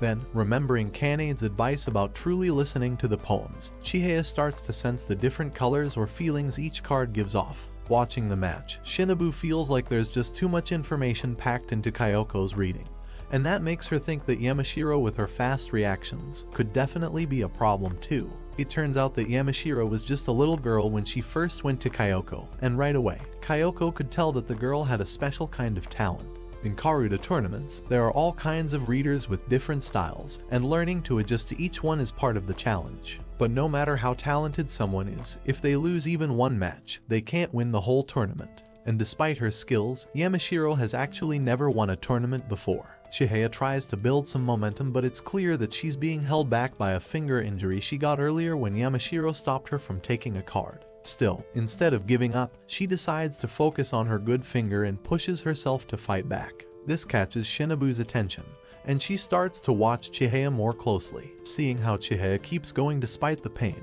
Teichai and the others feel even more fired up and ready to give it their all. After that, Hanano notices that Chihaya is behind by 6 cards, Nishida is down by 3, and both Teichai and Kamano are behind by 7 cards. But then the match picks up again, and Teichai's opponent moves super fast, though he's still not as good as Arata. Getting all fired up, Teichai pulls off an incredible move by catching up 5 cards in a row, surprising everyone who's watching.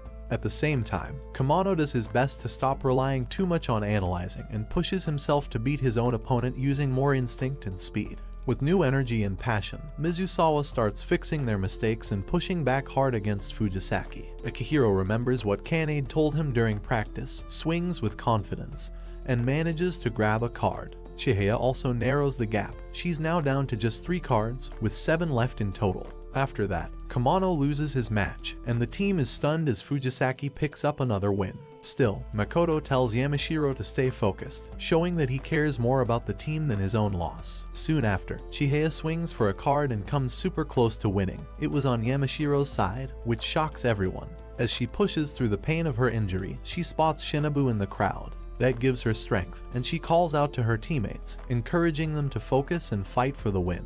With the playoff match also showing intense dedication, Shinobu recalls how she was forced to be alone in order to become a strong individual player. Despite how she had always been focused on individual matches, she finds herself strangely drawn to the passion flowing them from the teams. As Shinobu begins to feel unwell, she remembers how Aiz used to isolate her from the other children at the Myojo Society when she was young, all in an effort to make her stronger. Outside the room, Arata listens quietly and reflects on the importance of teams, the ones who recruit, support, and help new players grow. Back inside the match, things are getting tense as Mizusawa is feeling the heat as Teichai starts falling behind and Akiro ends up losing his match. Despite the pressure, Teichai stays composed and urges the others to push for 3 wins, determined not to let the match slip away. After that, their teacher notices that Teichai is still trailing by 5 cards and struggling to close the gap, all because of a mistake he made early in the match. Even so, Teichai confidently tells everyone that they're still going to pull off 3 wins. Kamano, watching him closely, realizes that Teichai isn't just saying it to boost morale. He's serious. Teichai has always let his actions speak louder than his words. Determined, Teichai rises to his feet once more, deliberately wasting his opponent's time to buy himself a chance to think. As he analyzes every detail of the match and searches for any opening, the rest of the team begins silently praying, placing all their hopes on him. Teichai takes Harada-sensei's advice seriously and starts using it to his advantage. Soon, he's down to just 3 cards left. Then, when Teichai tries to grab a card, his opponent accidentally storms off his own card, the Sky card, which is a fault. Because of that, Teichai causes his opponent to make a double fault, and that brings their score back to even. Meanwhile, Chihaya has only 1 card left, so she's really close to winning. It turns out that Yamashiro gets nervous and makes a mistake, a fault, and neither of them are really using any big strategy at this point. Finally, Chihaya swings for her last card and wins her match against Yamashiro. As the game goes on, Nishida's guesses get sharper, and he starts playing really well. He gets more focused after seeing Chihaya's win, and Teichai finds his focus again too. This pushes both of them to work even harder, making the rest of their match feel like it's all up to luck. At one point, they both place their last cards at the same time, and it just so happens their cards are the same. Against all odds, and despite Teichai's usual bad luck, their card is called first. This win seals the tournament for Mizusawa, bringing them the victory they've been fighting for. As Chihaya steps outside the hall, she spots Arata waiting for her. He tells her that she has kept her promise and become one of the best players in all of Japan. After Mizusawa receives their award for winning the tournament, Chihaya looks at the champion's banner and accepts the team's trophy. Then, she rushes over to her teammates for a big group hug, feeling overwhelmed because they all worked so hard to get here, and she starts to cry. Later, Chihaya asks Miyachi if there's a hospital nearby because her hand is swollen. After that, Miyachi-sensei takes Chihaya to a clinic to get her hand checked and treated. Meanwhile, Arata walks over to Teichai holding a gift and asks what happened to Chihaya. Teichai then asks Arata if he's going to walk to the station, but Arata says no because his uncle is coming to pick him up by car. Teichai and the others start walking to the station together. Along the way, Kanade begins acting strange and jokes that they all have a love triangle going on. When everyone hears that, they quickly take Kanade away. Teichai then tells Arata that Kanade is still a beginner and reminds him that Chihaya worked really hard to recruit all of them. Arata tells them that the only team he thinks about is just him and Chihaya. He also reveals that if he wins the individual tournament, he plans to go to a college in Tokyo, which makes Teichai feel a little upset. Meanwhile, the doctor tells Chihaya that she has a chip fracture on her finger. Miyachi reminds her that there's a competitive Karuta tournament tomorrow. The doctor says if it's a normal match, she can play, but if it's a really intense one, she shouldn't. Later, Chihaya quietly sneaks into Teichai's room and lies down next to him, thinking about doing something a little mischievous. But Teichai, the Sigma guy, is already asleep. After getting shirts from Nishida's sister, Chihaya stays determined to play in the individual tournament, deciding to use her left hand since her right hand is injured. When she learns she will be facing Keiko Yube from First Akashi, she feels even more motivated, especially after seeing both Arata and Shinobu are also competing. But as the class at tournament starts, Chihaya quickly realizes that playing with her left hand is much harder than using her right hand. Chihaya tries hard to get used to playing with her left hand. She feels like she can hear everything clearly, but her body and left hand just won't move the way she wants. Her opponent quickly hits 7 cards in a row, and Chihaya can only watch, frozen like a mummy. She keeps trying to adjust to using her left hand, but the way she reaches and pivots feels completely different from before. Her opponent feels sorry about Chihaya's injury, but also feels a little pity because Chihaya thinks she can still win using her left hand. Chihaya switches back to her natural stance and surprises her opponent by hitting a card, which makes the opponent angry. Later, Chihaya notices a multi-syllable card on her opponent's side and tries to cover it, but somehow her left hand reaches out and touches it. Seeing this, Miyachi starts to wonder if Chihaya is really a left-handed player now, especially since she's winning multi-syllable cards she usually struggles with. While Arata and Shinobu easily win their first matches, everyone notices how perfect Arata's play is. He even makes his opponent fault twice. Meanwhile, Shinobu wins with a perfect score of 25. After the match, Arata steps out of the room and wonders what kind of Karuta Chihaya plays, but then he sees that her right hand is injured. Chihaya keeps struggling against her opponent and notices she can take cards from her opponent's side but has a hard time grabbing cards from her own side. Arata then realizes that Chihaya's cards are arranged for a right-handed player, which is why she's having trouble taking the cards with her left hand. After finally realizing that her cards were set up for right-handed players, Chihaya flips her card positions. This helps her play more naturally with her left hand, and she manages to win her match. In the next round, Yusei faces Arata. Even though Yusei starts strong, he gets overwhelmed by Arata's incredible speed but keeps playing his hardest until the very end. After Chihaya wins her second round match, she faces Shinobu in the third round. So, she decides to use her right hand again and carefully takes the splint off her injured finger. Afterwards, Sakurazawa reflects that this is now the quarterfinals of the Class A individual tournament, and out of the 8 players remaining, only 3 are from her group. She begins to wonder what kind of Karuta Arata plays, since he's up against one of her students. Meanwhile, it turns out that Chihaya had still been playing with her left hand all along, even after removing the splint. Then, in a surprising move, Chihaya takes off her outer shirt to reveal her mommy bear tank top underneath, flashing it at Shinobu. However, Shinobu coolly asks Chihaya if she wants her to play with just her right hand, hinting at holding back. But despite her injury, Chihaya insists that Shinobu should play with everything, she's got no holding back. In response, Shinobu wastes no time and launches into action, swiping a card with her trademark lightning speed. At the same moment, Arata in another match also swings in perfect sync, showing the level of competition they're both on. Watching Shinobu play up close, Chihaya is hit with a wave of nostalgia and she remembers the time she saw Shinobu's match on TV, and how she couldn't stop rewatching it, even getting scolded by her older sister for obsessing over it. However, Chihaya begins to notice something about Shinobu's playing style. She realizes that Shinobu doesn't react until the unique syllable is read, but even though her hand doesn't visibly twitch. As the match continues, Shinobu takes the lead with her flawless, razor-sharp movements, not letting Chihaya get close to any card. Despite the pressure, Chihaya manages to defend a multi-syllable card, a type she's always struggled with, proving to herself she's still growing. As Shinobu continues to pull ahead, Chihaya makes a bold decision. She tears off the gauze and tapes from her injured finger, feeling like it's slowing her down. Fueled by determination, she reaches out and wins the very card Shinobu is strongest with, surprising even herself. However, as the match drags on, Chihaya starts to feel the sharp pain in her injured hand worsening. Shinobu continues to widen the gap until the game ends with a decisive win, and Shinobu beats Chihaya by a margin of 23 cards. Despite the painful loss, Chihaya walks over to her opponent with gratitude in her voice. She sincerely thanks Shinobu for not holding back, promising that the next time they face each other it will be in the Queen match. Hearing that, Shinobu is momentarily taken back to a memory from her childhood. She recalls once playing Karuta with a girl her age, someone she considered a friend. Back then, she had gone easy on her to protect their friendship, but it led to Ai's sensei distancing her from others, pushing her toward isolation. Chihaya's words seemed to stir something inside her, reminding her of the joy that comes from facing a worthy rival who never expects anything less than your best. Just as she is wondering how easy she should have gone on Chihaya, she thanks her for not going easy on her and says that they will play again in the Queen match. Shinobu again promises herself that she will not let Chihaya take a single card. Meanwhile, in the Class B tournament, Teichai is crushing Hiro. Afterward, Hanano rushes toward the hall and sees Teichai and the others with serious looks on their faces. At the same time, Arata and Shinobu battle without fear, and Arata's opponent, Imuro, is struggling because he can't keep up with Arata's rhythm.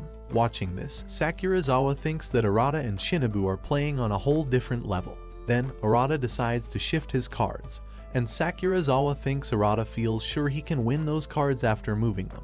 Others watch Shinobu and are amazed at how fast she is, even wondering if she might be psychic. Then Sakurazawa asks Hayashida if she's recording everything, and it turns out Hayashida plans to watch the clips later to study. Later, Sakurazawa finds Chihaya, who is asleep. She wakes her up and sees that Chihaya has an injury. Sakurazawa asks if it happened when Chihaya was playing against Yamashiro Rion. She says she'll make Yamashiro apologize, but Chihaya refuses and says Yamashiro should be the one to realize and apologize herself. Both Arata and Shinobu reach the class of finals, and Chihaya feels torn between watching their match or watching Teichai and Tsutomu in their own finals. Yusei suggests that Chihaya should watch Arata's match, but she decides to go with Kanade to support Teichai as he plays against Yamashiro. Teichai becomes distracted, trying to finish his match quickly so Chihaya can watch Arata's game, which makes his playing sloppy. Even though Teichai started playing poorly, he manages to get back into the game by focusing on his goal to one day beat Chihaya,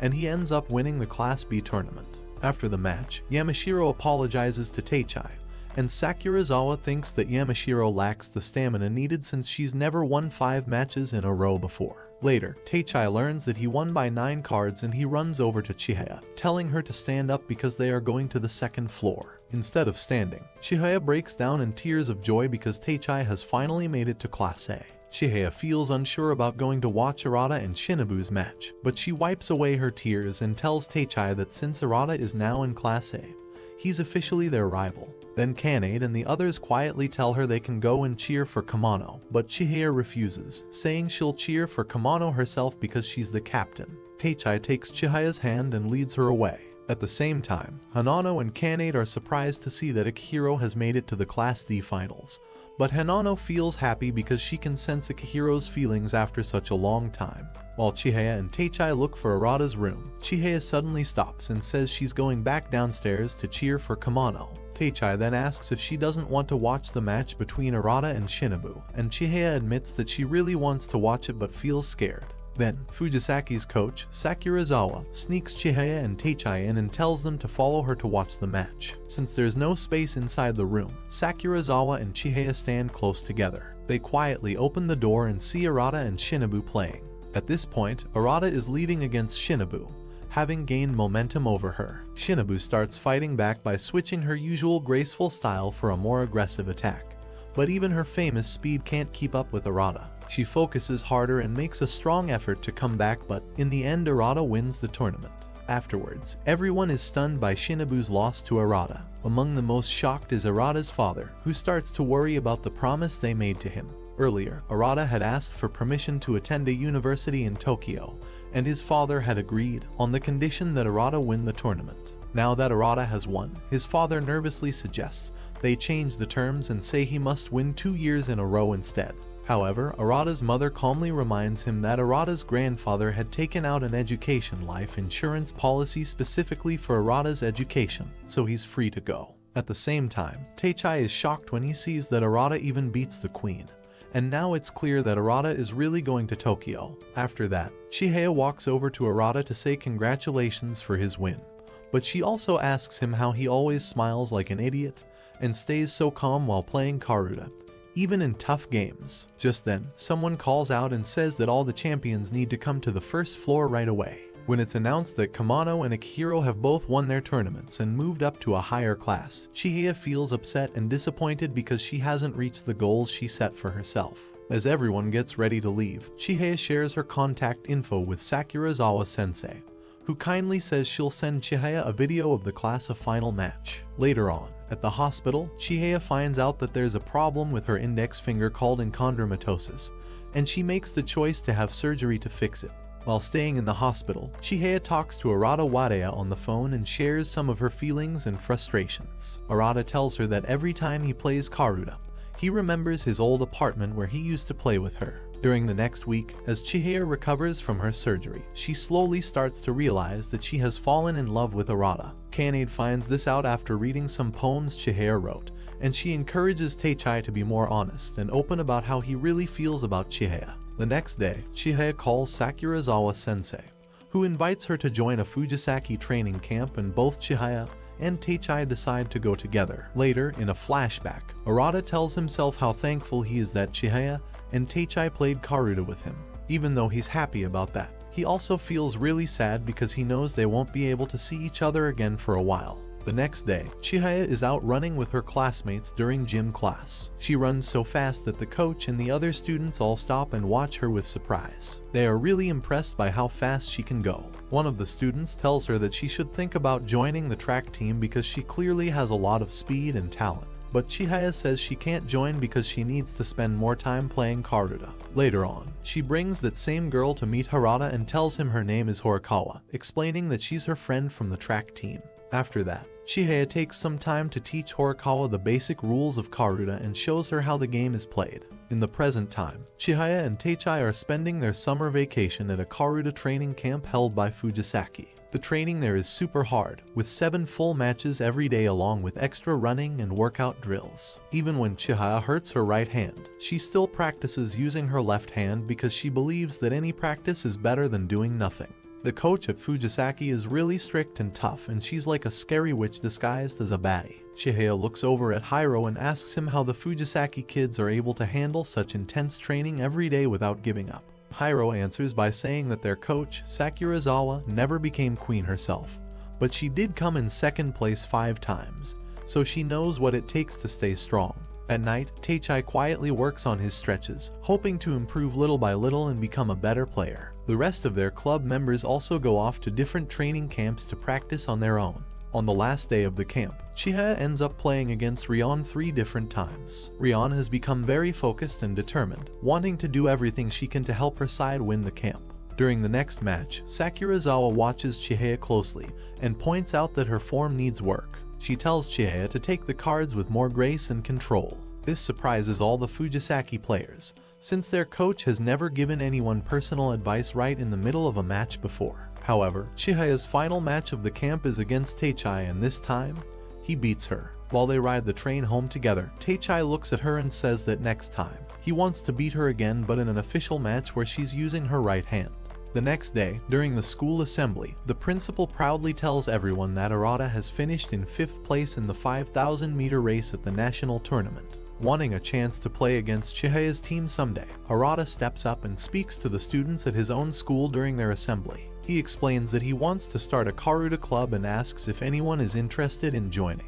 After he talks, a few students seem curious and begin thinking about giving it a try. Later on, Yu walks up to Arata and tells him that his face is so red, he looks even more like a tomato. Arata doesn't seem too bothered and instead asks her if she has ever played Karuta before. She quickly says no, adding that it's summer and they'll all be exam students soon, so she doesn't have time for it. After that, Arata meets another student who seems really interested in learning and playing Karuta. As he talks with the new student, Arata starts to feel like maybe he's being selfish, or asking for too much just because he wants to build a team and play a match against Chihaya's team one day. In Chihaya's classroom, the teacher hands out a questionnaire asking students about their future plans, but Chihaya just stares at it, unsure of what to write. Sitting nearby, Horikawa mentions that she recently went to Kyoto with her family to check out the best spots because their class trip will be there soon. Later, during club practice, the Karuta team members begin sharing their hopes and goals about becoming stronger players, and it's clear that everyone has gotten a lot more serious and competitive about the game. But their practice gets cut short when Miyachi comes in with an announcement. She shows them a new schedule that says the Master and Queen qualifier matches are set for the exact same time as the school's class trip, which all students are required to attend and cannot skip. After hearing this, Chihaya starts to feel really down and upset, realizing that she might not be able to compete. Later on, the bandages on Chihaya's right hand are finally taken off, showing that she's starting to heal. Not long after that, the club heads out to the Yoshino tournament, which is seen as a warm-up event before the big Meijin and Queen qualifier matches coming up in 2 weeks. Only players in Class NB are allowed to join this tournament. At the event, Chihaya sees Arata and happily goes over to greet him. Arata tells her she looks good wearing the hakama, and Chihaya, full of confidence, says she's going to win every single match. Pseudo hears this and starts teasing her about making such a big promise. Then Teichai steps in and makes things even more intense by placing a bet with Pseudo. Whoever loses their first match won't be allowed to join the Meijin qualifiers, even though Kamano had confidently told the club earlier that he was going to win at Yoshino and move up to Class A. He ends up losing in his very first match. He feels embarrassed and frustrated with himself for acting so full of pride before even playing. But Kana comes over and cheers him up, helping him feel a little better. Meanwhile, Nishida gets matched up against Pseudo and puts up a strong fight but ends up losing too. Still, because he played all the way until the very end without giving up, he manages to wear Pseudo out. Afterward, one of the players named Haruka is getting a lot of attention from everyone at the tournament. She had been the queen for 4 years in a row before she gave up the title because she went on maternity leave. Now she has just come back to playing Karuta again. After one of Haruka's matches, Sakurazawa goes to visit her and finds her quietly nursing her baby while her husband sits nearby. While the tournament continues, Chihaya wins her first 2 matches and takes a break for lunch. As they sit together, Kanade asks her how her right hand is doing, but before Chihaya can say anything at all, she just suddenly falls asleep from exhaustion. Nishida watches her closely and notices that she isn't reaching out as confidently to take cards like she used to. During the same break, Arata hears Teichai quietly humming something and asks him what song it is, and it turns out that Teichai was listening to just some random TikTok song.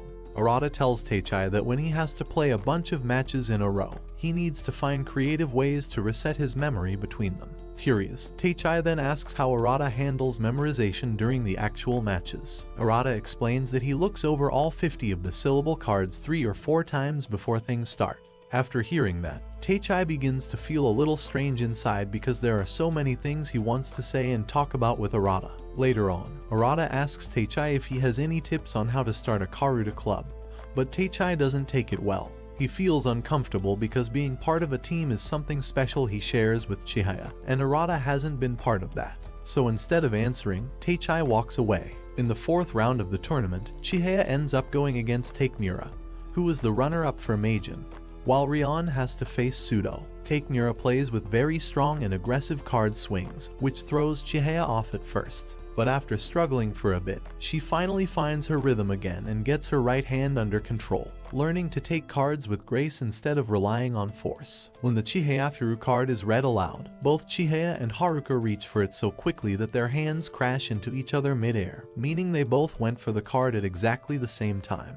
On another board, even though Rion is completely worn out, she keeps putting pressure on Pseudo and almost beats him, but ends up losing in the end. Arata goes up against Human, who is the queen runner-up, and wins his match. Chihaya and Takashi also come out on top in their own matches. They all make it into the final 8 players, but now Chihaya finds out that her next opponent is going to be Haruka. Later at the tournament, Arata ends up facing Tsuboguchi in his next match, while Harada is matched against Murao. Teichai has to go up against Sudo, with 4 players coming from the Nagumo Society, and the other 4 from the Shiranami Society. The whole thing starts to feel more like a team match between the 2 groups rather than just individual matches. Chihaya's opponent turns out to be Haruka, and before the match starts, Nishida tells Chihaya that once she reaches the quarterfinals, there's no such thing as an easy match.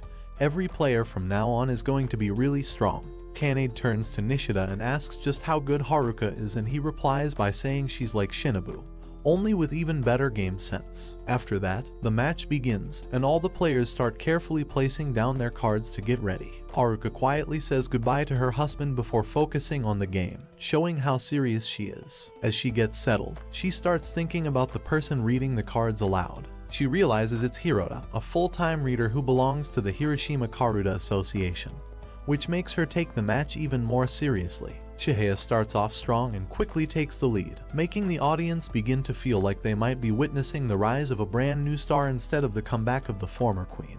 She moves with crazy speed, listening closely and reacting fast to every card that's read. But then, Haruka fights back hard and soon takes the lead away from her. Haruka doesn't slow down for a second. She keeps swinging for the cards non-stop, but at the same time, she starts to think that Chihaya might be making a mistake by listening too much to the pitch instead of the actual sound of the words. Sudo keeps messing with Teichai's rhythm, trying to throw him off, but then Harada suddenly yells when Teichai manages to grab a card, which surprises the Shiranami players who are having a tough time and helps them all focus again.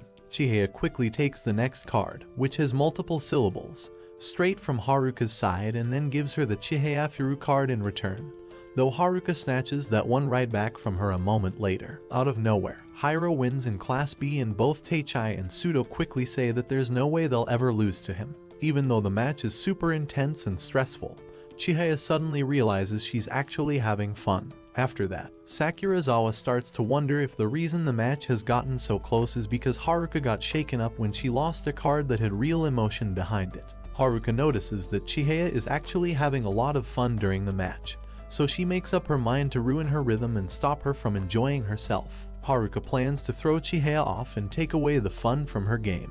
But then, from the sidelines, she sees her little son copying the motions of striking cards, and it makes her pause. Watching him reminds her of why she plays in the first place, because she truly enjoys it. So instead of sticking to her plan, she decides to stay honest to herself and play the game for fun again.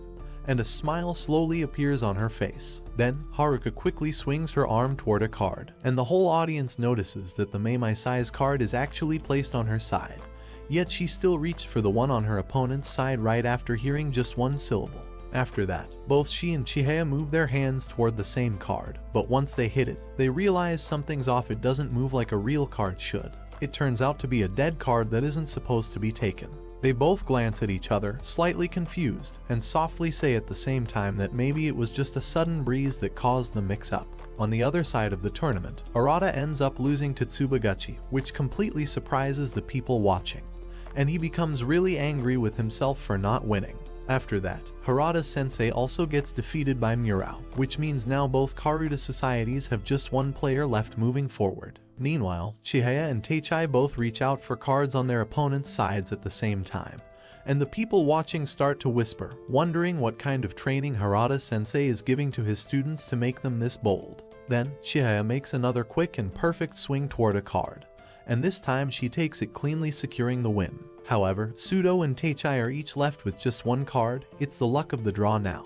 Knowing how unlucky he usually is with these moments, Teichai doesn't wait. He immediately reaches for Sudo's card and grabs it first, winning the match. Meanwhile, Chihaya is matched up against Hiroshi, but instead of playing, he gives up right away. He's proud of what he's already done in the tournament and decides to let Chihaya rest instead of fighting her, since they're from the same Karuta society. Since Hiroshi gave up, there's only one semi-final match, as it is Teichai up against Murao. After her match, Haruka walks up to Sakurazawa and asks for her contact information because she wants to practice with her. Sakurazawa agrees and gives it to her. Meanwhile, Teichai is focused and determined not to lose. He fights hard and wins his match against Murao, and now, the final match will be between Chihaya and Teichai.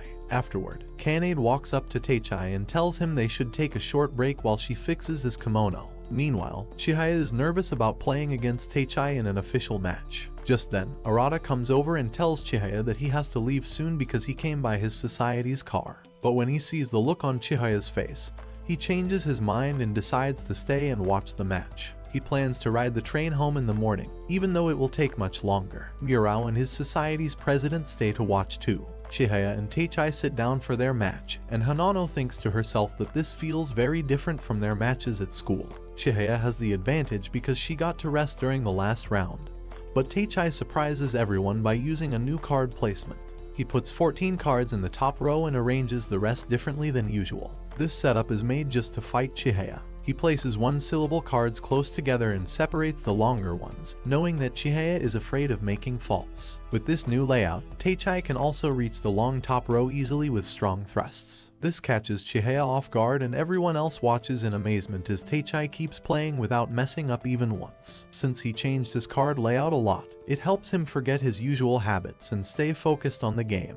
Chihaya begins to feel pressure and ends up making a mistake. Now she has to play more safely and focus on defense instead of trying to attack. Then, she remembers what Sakurazawa told her. Chihaya fixes the way she's sitting, straightens her back, and starts paying attention to her breathing, and doing this helps her feel steadier and calmer. Even though he plays like someone she doesn't know, she still knows he's Teichai and that she doesn't need to be scared of him. She doesn't want to lose, so she grabs the next card with confidence. They keep pushing each other, both giving it their all, and the people watching start to see that these two didn't make it this far just because of luck or by going with the flow. Even if they're young, they got here because they worked hard and have real skill. Afterward, Harada thinks that some people believe the effort someone puts in matters more than the final result. But he knows that both effort and results can be stressful for teachers and students. Still, everyone in the room is shocked and amazed to see that the Shiranami Society has such talented young players rising up. The match keeps going, and then both Chihaya and Teichai reach out at the same time, surprising everyone watching. In the end, Chihaya wins the Yoshino tournament's class by just 2 cards and falls asleep from exhaustion. Teichai doesn't say anything. He stays quiet, feeling upset and frustrated. The Queen qualifiers come up, and Miyachi tells Chihaya that she can ask for special permission to skip the school trip so she can take part. Then Chihaya's mom shows up, feeling sad that she missed her daughter's big match. However, Chihaya tells her mom that she really wants to become queen, but she also wants to be a high school teacher one day and go on the class trip with everyone. She wonders what kind of teacher or advisor she would be if she skipped the trip that her own students are going on. Later, Arata walks beside Chihaya. Even though he tries to hide it, she can tell he's holding back his disappointment. Arata is also upset not just because he lost, but because it means he doesn't get the chance to play a match against Chihaya. Chihaya decides to go on the class trip instead of joining the Queen qualifiers because she wants to make memories with her friends. She tells herself that she can always compete next year, but Teichai calls in sick and skips the trip, choosing to go to the Meijin qualifiers instead. Chihaya is confused and doesn't get why Teichai would do that, since she's never once heard him say he wanted to become Meijin. Kamano explains to her that Teichai plans to go to medical school, and by next year, he'll be too busy to stay in the club. Once he starts medical school, he won't have any time left to focus on Karuta. This is Teichai's only shot to go as far as he can in Karuta. Meanwhile, Arata loses a practice match.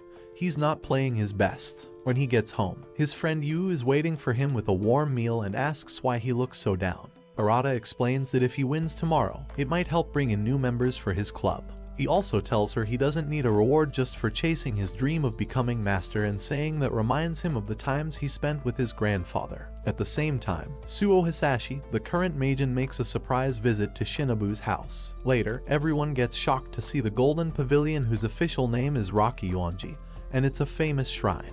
All the girls tell Chihaya to take picture, but Chihaya is freaking out like a ghost because she never knew Teichai was this serious about becoming the master. On the other hand, Harada sensei is also pissed because he also had no idea Teichai was so serious about becoming the master that he would skip his class trip. Pseudo intends to withdraw from the Meijin qualifiers due to the bet he made earlier with Teichai. Teichai tells him to play and withdraw only if he matches against him, which Pseudo agrees to. Harada is suffering from food poisoning but sees Teichai's name on the list, shocking him. Suo gives Shinobu a ride to the tournament on his motorcycle, and everyone is surprised to see the Queen and Master at the West qualifiers. Suo says he will soon pass college and get a job, so he plans to retire next year after he wins this year. However, Arata quickly begins winning matches. Suo approaches him, saying he is good and will be master one day, but he won't defeat him. Nonetheless, Teichai wonders what he wants so badly he'd miss his class trip for, and his mother, having seen Teichai, is upset that he wants such a stupid thing as to be master. She doesn't want to wait until the end of the match, so she tells Hanano to call her when it finishes. Rion is the only Fujisaki student to win her match. Teichai defeats the man who beat Hiro at Yoshino and encourages Hiro.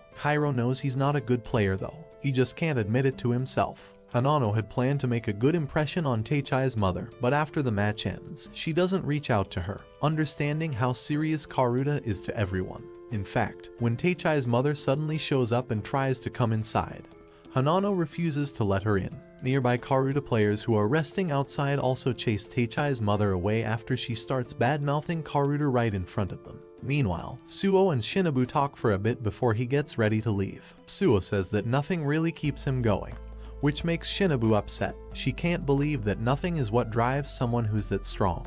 While all this is happening, Chihaya feels down during the school trip.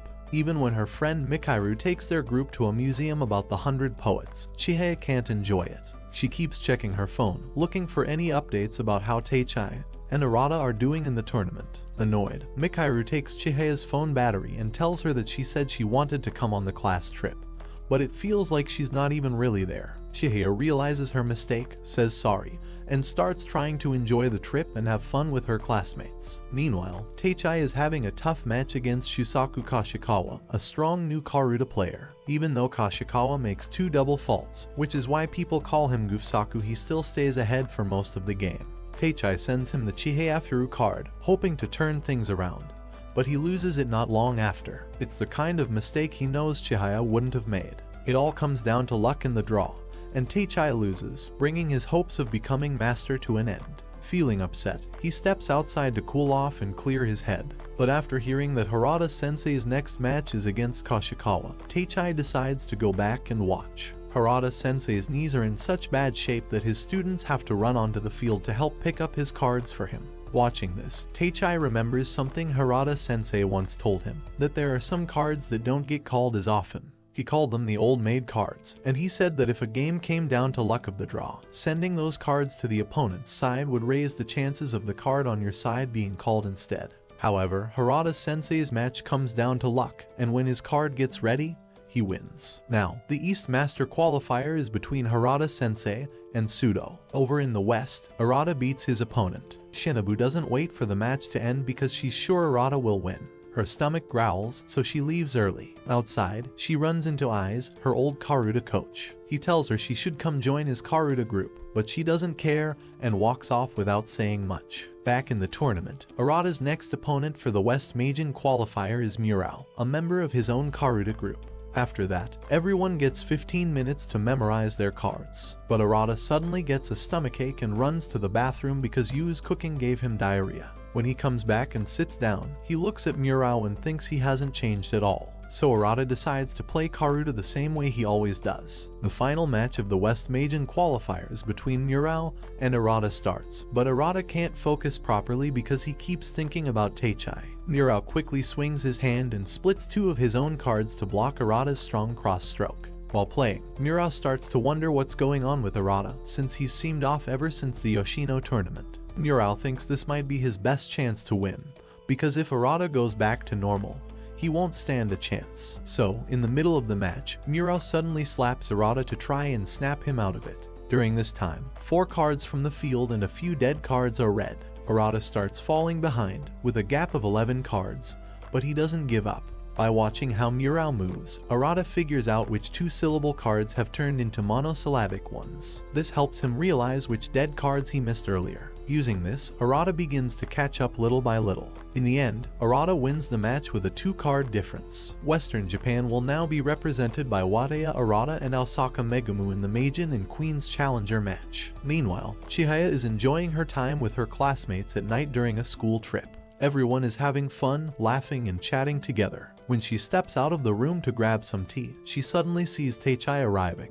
He tells her that Arata and Harada-sensei are going to face each other in the challenger match. Then, he looks at her and asks who she'll be cheering for. Afterwards, Chihaya has a talk with her homeroom teacher about what subjects she might want to teach in the future. Her teacher, who always seems more closer to God than actually teaching in the classroom, asks her what subject she hopes to teach. But Chihaya just stands there, unsure as she really has no idea yet. After that, Chihaya and Teichai play a practice match together. Once again, Teichai loses to her, this time by 20 cards. Everyone watching starts to notice that Teichai hasn't been playing like himself ever since the qualifiers. Meanwhile, Chihaya is still full of energy and confidence from her win at the Yoshino tournament.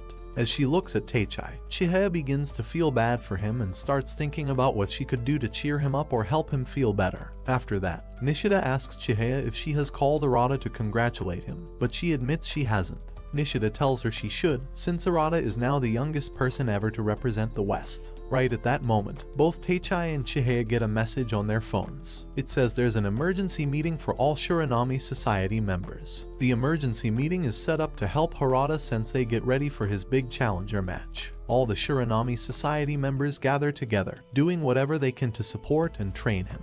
During the meeting, Teichai is given the job of memorizing Arata's card placement, but he tries to turn it down.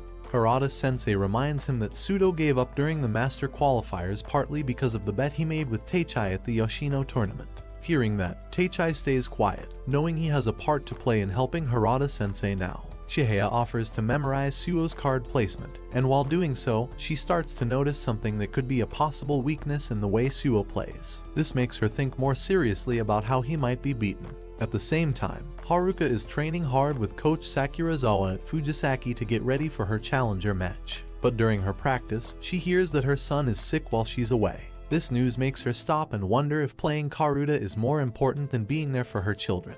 Later, at the Challenger Finals, Haruka stands proud in her hakama and makes a strong promise. With help from Kana's mother and the support she feels from wearing her own traditional outfit, she vows to win the Queen title one more time for the sake of her children. The first round of the Challenger playoffs begins, and the rule is simple. Whoever wins 2 matches first will be the winner. Over on the Queen's side, the playoff will be between Haruka and Megumu, and it's clear that 2 older queens of Karuta are about to battle it out in an intense match. Afterward, Arata shows up wearing his kimono and suddenly, everyone starts admiring him. Even Kanade's mom can't stop staring, since she seems to have a thing for younger guys. While everyone is focused on Arata, Chihaya quietly looks at Teichai instead. She realizes that her feelings are all mixed up, and because of that, it's hard for her to fully support one person with all her heart. Suddenly, Midori shows up to be the reader for the match, and right away, Kitano-sensei can't stop flirting with her. While smiling, he jokes that Arata will probably finish the match in just 2 rounds, which makes him sad because it means he won't get to hear Midori's voice in a 3rd match. Later on, Harada-sensei arrives with a powerful and serious vibe, and the match finally begins. But before they get too far, Harada complains that the air conditioner is still running and asks for it to be turned off. This annoys everyone in the room, who are just getting into the match. Meanwhile, Tsubaguchi starts to worry that Harada might have gone too far with his research and studying of Arata's playstyle. Harada-sensei starts off strong and takes control of the match early with a streak of quick, consecutive takes. But Arata soon strikes back using his usual flexible style and fast reactions, making the game more intense. Watching from the side, Tsubaguchi comments that Harada-sensei might have spent too much time studying the old version of Arata. As the match goes on, the newer, sharper Arata starts to put more and more pressure on Harada, making it harder for him to keep up. At the same time, in the Queen's playoff, Megumu takes the lead against Haruka. As Megumu plays the Chia card, Haruka pauses and wonders if her best days are behind her. What Megumu doesn't seem to know is that Haruka's maiden name used to be Chihara, making that card hit a little deeper than expected. However, Harada-sensei uses all his experience as a teacher and a long-time player to catch up and win the first round. Seeing Harada-sensei win gives Haruka the push she needs, and she turns things around against Megumu. winning her first round by 2 cards. After that, Harada-sensei decides not to play in the second round, so Arata wins without having to play, but he looks clearly upset about it. Then, Chihaya leans in and quietly says something important to Arata. Afterward, Chihaya walks up to Arata and quietly whispers something in his ear. Teichai sees this and starts feeling jealous, so he asks her what she said to him. Chihaya answers that she just told Arata something she noticed while watching the match. But Teichai gets upset and tells her that everyone in the Shiranami society was super focused on trying to beat Arata. Meanwhile, some people nearby start talking badly about Harada, saying he's now going up against younger players just to feel young again. Kitano hears them, gets really mad and chases them off. At the same time, the freaky photographers begin snapping pictures of Megumu. Haruka's little kid walks up to her with some flowers and calls her the queen, which makes her feel even more fired up and ready to win. Seeing Megumu and Haruka, Chihaya tells Teichai that if he had won his match, they could have used him to go up against her too. But then she spots Suo sitting in the crowd, calmly eating a burger. Everyone starts to notice how Haruka is moving faster than she did last year. This is already her second time reaching the Challenger Finals, and last time, she only managed to beat Sakurazawa by just 2 cards. Arata wanders off to prepare for the third round while the second round of the Queen Challenger begins. Both players bring a keepsake to their match, signifying the blessing and support they receive from those closest to them. Haruka manages to win the second round by overcoming her fear of committing faults, becoming the Queen's challenger. Chihaya catches a glimpse of Suo outside the Karuta Hall and joins him for a snack, hoping that she can uncover the reason behind his strength.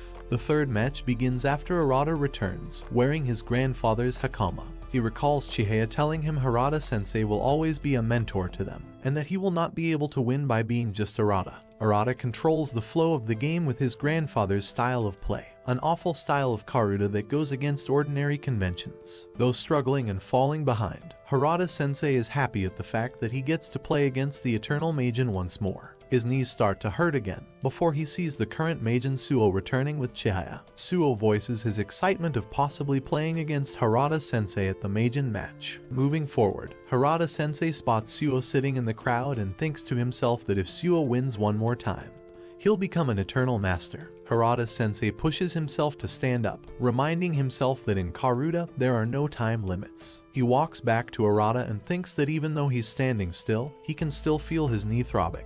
Then, the match starts again, but right away, Arata moves fast and hits a card, surprising everyone watching.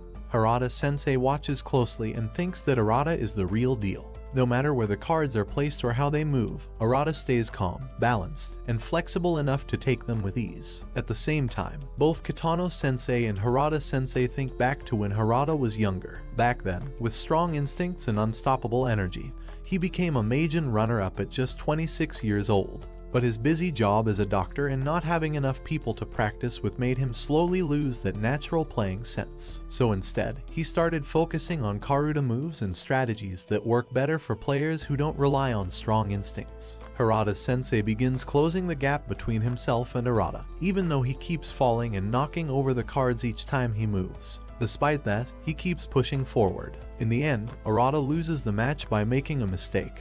He touches a dead card, something Harada-sensei carefully avoids. After the match, Arata realizes that he had been focusing too much on the remaining cards, because they reminded him of Chihaya. With those thoughts in his heart, he opens up to her and confesses his feelings, telling her that he plans to go to college in Tokyo so they can play Karuta together again. Teichai goes up to Suo and tells him to stay away from Chihaya, lying by saying that he's her boyfriend. However, Suo doesn't seem too bothered and later makes a call to Shinobu, and he gives her an update about how the matches went and warns her about how strong her next opponent is going to be. It's now finals week, and the Mizusawa Karuta Club is busy getting ready for their final exams. But Chihaya can't concentrate at all because she keeps thinking about Arata's confession.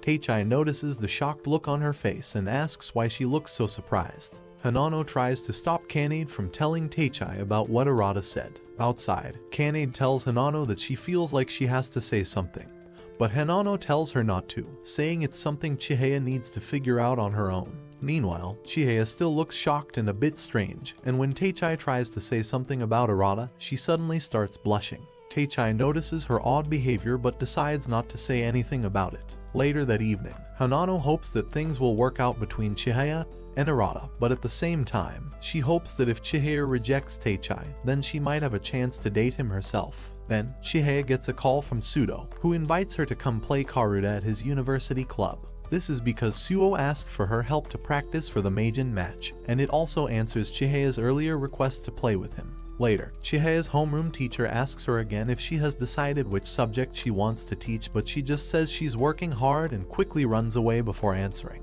Later, Teichai comes to join Chihaya for practice, and they are both surprised to see Tokyo University there. Teichai tells her that last year, Sudo had said he wanted to go to a national university, but it turns out he chose Tokyo University instead, and that's the reason why Chihaya starts crying.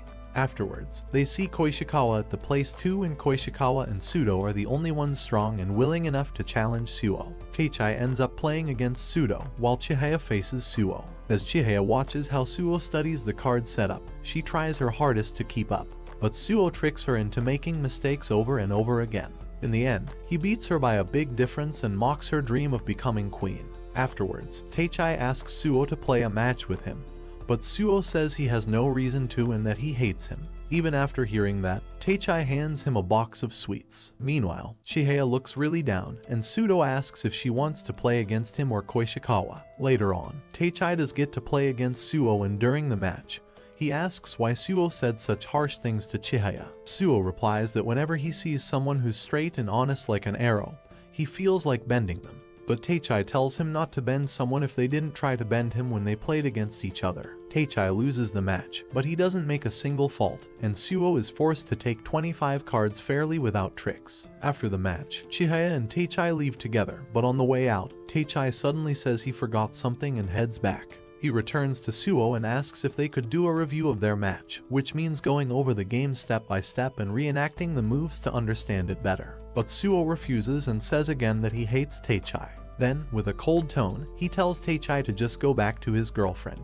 However, Teichai apologizes to Suo for lying earlier about being Chihaya's boyfriend. At the same time, Chihaya goes to meet Harada-sensei and tells him everything she noticed about Suo's weakness during their practice match. She explains it all clearly, and Harada-sensei is shocked because what she points out as a weakness could also be turned into a strength. He's also very surprised to hear that Suo actually agreed to play a practice match with them, since that's something he normally doesn't do. The whole Mizusawa Karuta Club spends Christmas Eve at Tsukuba's house, where they all try their best to convince his little brothers that Santa Claus is real and not just their dad in disguise. Later, the day of the Meijin and Queen match finally comes, but Chihaya quickly notices that Arata isn't there at the venue. It's soon revealed that Arata is at home with a fever, and instead of coming in person, he plans to watch the important match through an online broadcast. Afterwards, the first round of the Meijin and Queen matches begins. The official brings out two envelopes. One contains the card The Fall Patty Shacks and the other has May the Scarlet. The players will add whichever card they draw to their layout for the match. Seeing this, Chihaya curiously asks Teichai why they always use those two cards. But before he can answer, Kanade jumps in and explains that the Fall Patty Shacks was written by Emperor Tenji. Afterwards, Haruka and Shinobu sit down on their seats. Hanano looks at Shinobu and wonders why she's wearing her hair like that. Chihaya answers, saying it's the hairstyle of Snowmaru's girlfriend. Meanwhile, Shinobu feels her hakama is a bit heavy, but since her grandma gave it to her, she decides to wear it anyway. As she looks at Haruka, she quietly wonders how her face can look so calm and gentle. Chihaya then decides to go to the restroom but ends up spotting Suo during the memorization time.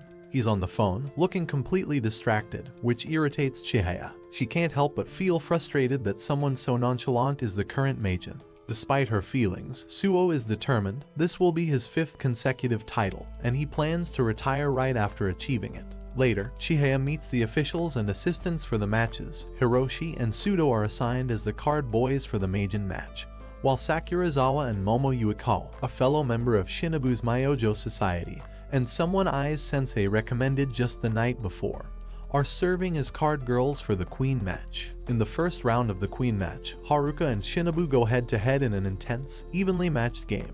The lead shifts back and forth, but in the end, Shinobu secures the win through a luck of the draw card, narrowly edging out Haruka. Meanwhile, in the Meijin match, Suo appears to be mimicking the pace and rhythm of the Queen match. However, Harada-sensei, despite his physical limitations, surprises everyone by taking the final card and winning the first round. Watching closely, Teichai observes Suo's behavior and speculates that Suo deliberately lost the first match to manipulate the pace of the series, extending the match to 5 games in order to control the overall outcome.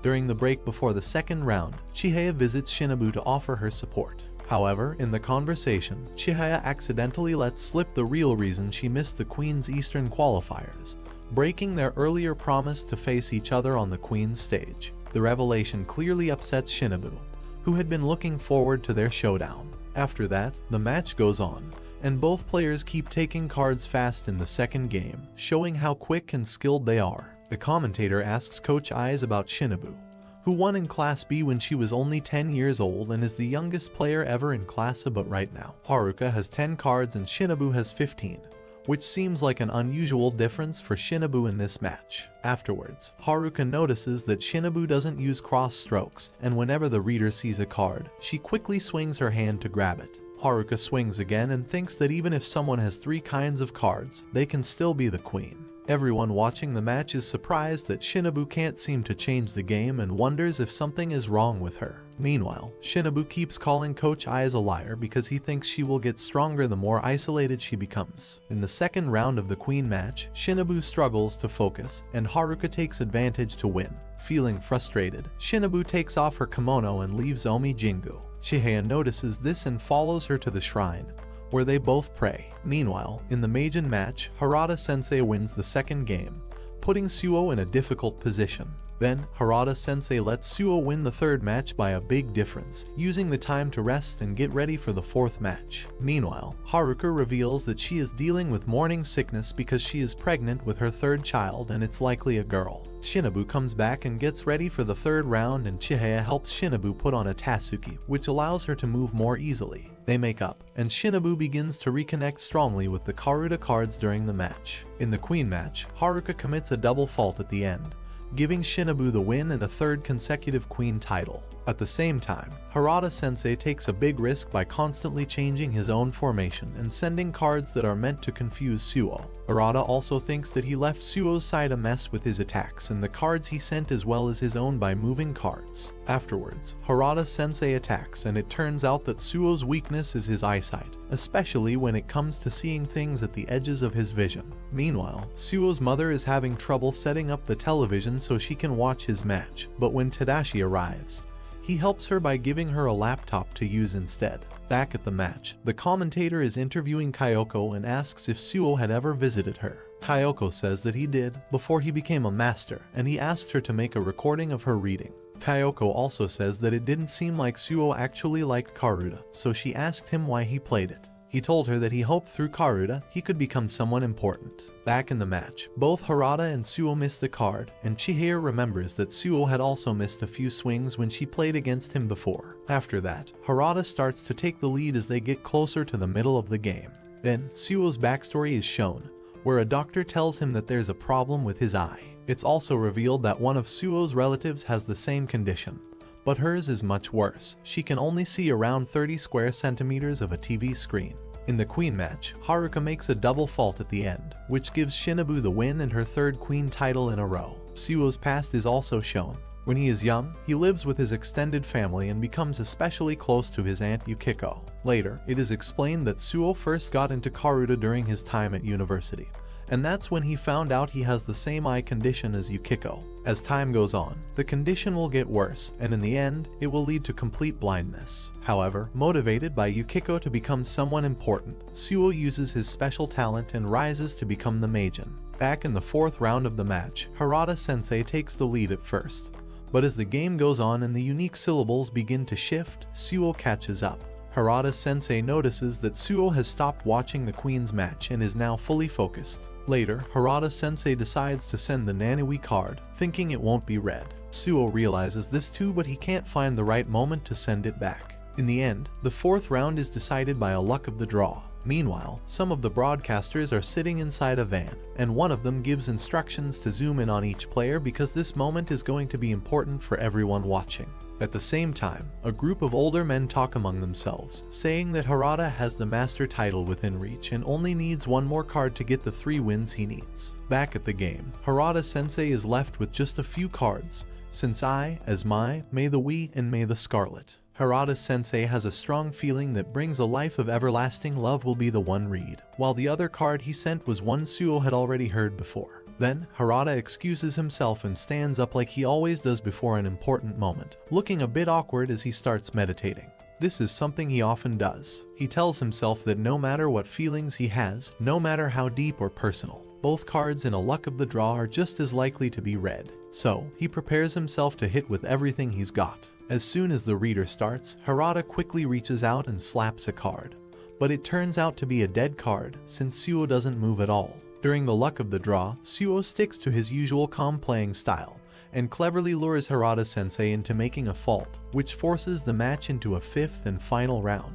After the match, Shinobu says she's excited for next year's Queen match, especially after finding out that Chihaya used her special Daddy Bear autographed handkerchief to make the Tatsuki Shinobu war. In the last round, Suo faces Harada-sensei with full respect, and this time he wins with a 12-card lead, earning the title of Eternal Magen. However, Suo still plans to retire, but during the winner's interview, Arata suddenly steps in and manages to convince him to keep playing for just one more year. Later, Chihaya and her friends head back to Tokyo on the bullet train, but they realize that Teichai isn't with them. It turns out Teichai decided to stay behind so he can take part in the Takamatsu Memorial Cup, which is happening the very next day. Later that night, Teichai walks into his hotel room and turns on the TV, where he sees Shinobu and Suo being featured on the news. As he watches, he starts to wonder what kind of playing style he should use and how he should fight. He lays out Karuta cards on the floor and begins to practice over and over through the night. But even while training, he starts to question if he can really stay calm when facing Arata. The next day, at the Memorial Hall, Nishida and the others are shocked to see Teichai enter some of the base rooms. Nishida starts to realize that Teichai is taking Karuta way more seriously than he thought. At the same time, Kanade shows up wearing a hakama and even Chihaya is dressed in one too. Then Akihiro appears and proudly shares his evil plan, which is to take over as the next president of the Mizusawa Karuta Club.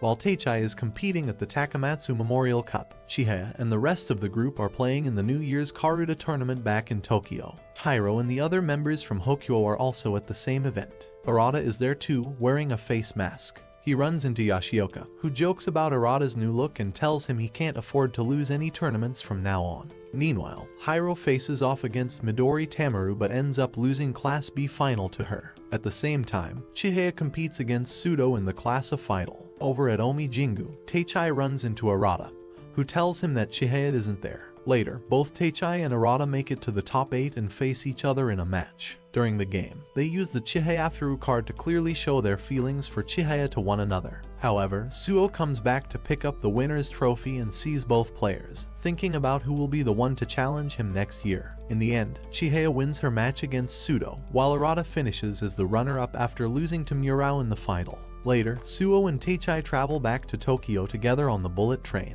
After that, Chihaya starts to feel sorry for Teichai and begins to wonder why he went to the Takamatsu Memorial Cup all by himself. Even though they are really close, she still can't bring herself to ask him about it. Teichai, on the other hand, is feeling pretty low after the Takamatsu Memorial Cup and seems to be stuck in a slump. Later on, Kanade notices the gloomy mood and says they should try to cheer things up a bit since the finals are coming soon.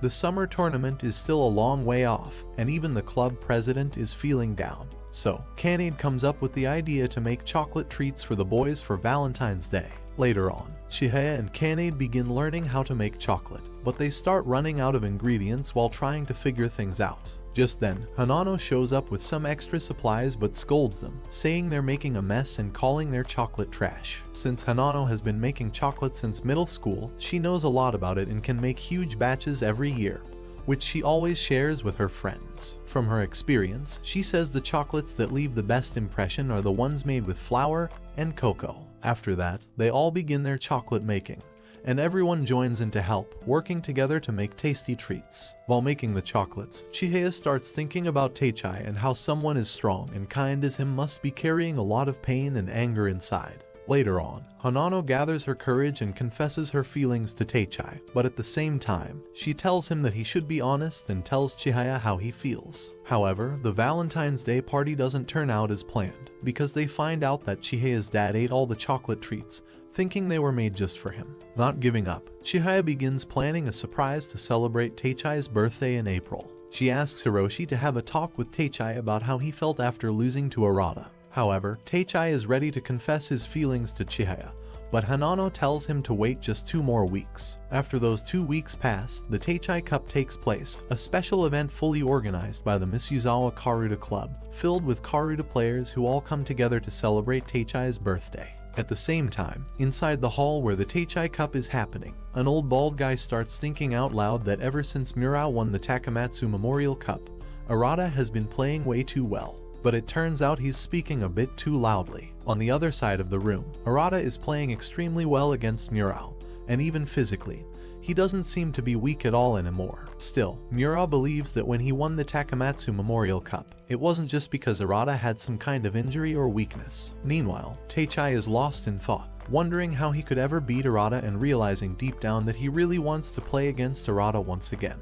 The Teichai Cup is an unofficial Karuta tournament, with 36 players joining in to celebrate Teichai's birthday. The tournament is played in a special Genpei style, which is a 3-on-3 match where all 100 cards are used. Each player competes not only against the other team but also against their own teammates to grab the most cards. During the tournament, Hiro and Teichai look back and talk about the old days when they used to play Karuta with Arata and Chihaya. By the end of the tournament, both Chihaya and Teichai finish with the highest scores, ending in a tie. At the same time, Arata remembers the Takamatsu Memorial Cup, where he beat Teichai but couldn't get his focus back afterward. The special Chihayafuru card was never called during that match, and Arata wonders if he might have been able to protect it from Teichai. Meanwhile, Teichai and Chihaya spend some quiet time together in the Karuta Club room. Teichai tells Chihaya that back in the 6th grade Karuta tournament, he had taken Arata's glasses. After that, Teichai decides he won't be afraid anymore and finally plans to confess his true feelings to Chihaya.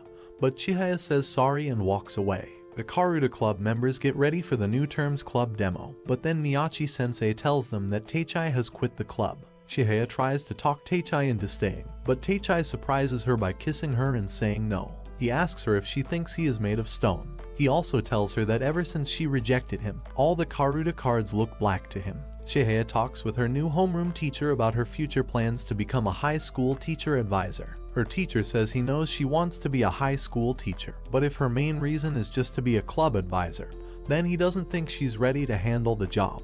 At the same time, Teichai goes back home, and his mother finds out that he is no longer number 1 in his studies. She is just as shocked when she learns that Teichai has quit the Karuta Club. Worried about how the Mizusawa Karuta Club is doing, Miyachi-sensei goes to check on them and is surprised to see Hanano leading the club introductions. Tamaru and 3 other students have joined as new members. Chihaya finds it hard to play Karuta because she also sees the cards only in black. She tells Fukasaku-sensei that she feels like the rock in the Keizuitami poem, which is crushing Teichai's feelings. Fukasaku-sensei advises her to learn something and anything that can help her grow. Meanwhile, Teichai starts going to cram school, where he spots Suo working as a teacher. At the same time, Arata is trying to recruit new students to start a Karuta club at his high school. Arata's juniors at the Nagumo Society, Shun and Hiro Matsubayashi, are the first to join his new Karuta club.